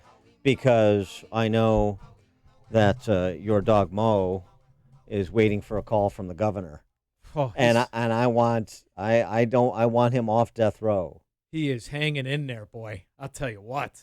It's a miracle, number one, he hasn't committed suicide living in my house. But number two, yeah, he's 16 and just won't go down. I've seen him at the cigar shop. He's, he's not as spry as he once was, I'm sure. Come on, he's blind, he's deaf. But he's still getting around. No, I can't put him down either. I can't do it. No, you can't do it. And my guy. You know why? Because dogs are resilient creatures. And I got a story that proves it. A dog in New York fell from a 6-story building in Manhattan on Friday night. Oh, sure the cat didn't shove him out there. Sneaky son of a gun. Winston, that's his name, another refined gentleman like Mo. Gentleman. His owner, Emma, watched her beloved 2-year-old French bulldog, oh gosh, I'm glad Amy's not here for this, fall from the top of their apartment building after darting up a flight of stairs through an open door and onto the roof. She said, I kind of watched him reach the edge and try to slow himself down. You can just picture fat son of a gun couldn't stop. Just sliding, but it was too late, and he just tumbled over the edge. One of the most terrifying moments that I've experienced. It was really, really scary. The 3 seconds between him going over the edge and him making an impact felt like hours. Could you imagine watching that? I like how it's scary for her. Do you imagine what the dog was thinking? I imagine the beginning of The Other Guys when The Rock and Samuel Jackson jump off the building and think they're going to hit the awning. But it worked out better for Winston than it did for the other guys. The 30-pound pup ended up crashing through the sunroof of a parked car. Oh. He was just up, sitting on the driver's seat, just kind of like heavy panting, but just looked around at everyone staring at him. Everyone was like, is this your dog? And I was like, yeah. I almost couldn't speak for a minute because I was in shock and awe that he was okay. They took him to the vet. Other than a few stitches, cuts on his legs, and bruising, he's doing just fine. I'd like that story better if the guy who owned the car shot him. There you go. Survives the 6-story fall, then gets murdered by a New Yorker. By the mean guy who, what did you smash my roof? Son of a gun. Sean from Elmwood Park, thanks for filling in for Amy. We're signing off and turning it over to Mike Scott for the headlines. 3 teens charged with robbing another teen in Lake Forest. We'll tell you why. More Sears and Kmart stores closing. A man charged in the murder of an NU grad student. Cubs add a veteran catcher, Jonathan Lucroy, and hammer the Athletics, while the White Sox beat the Tigers. WIND.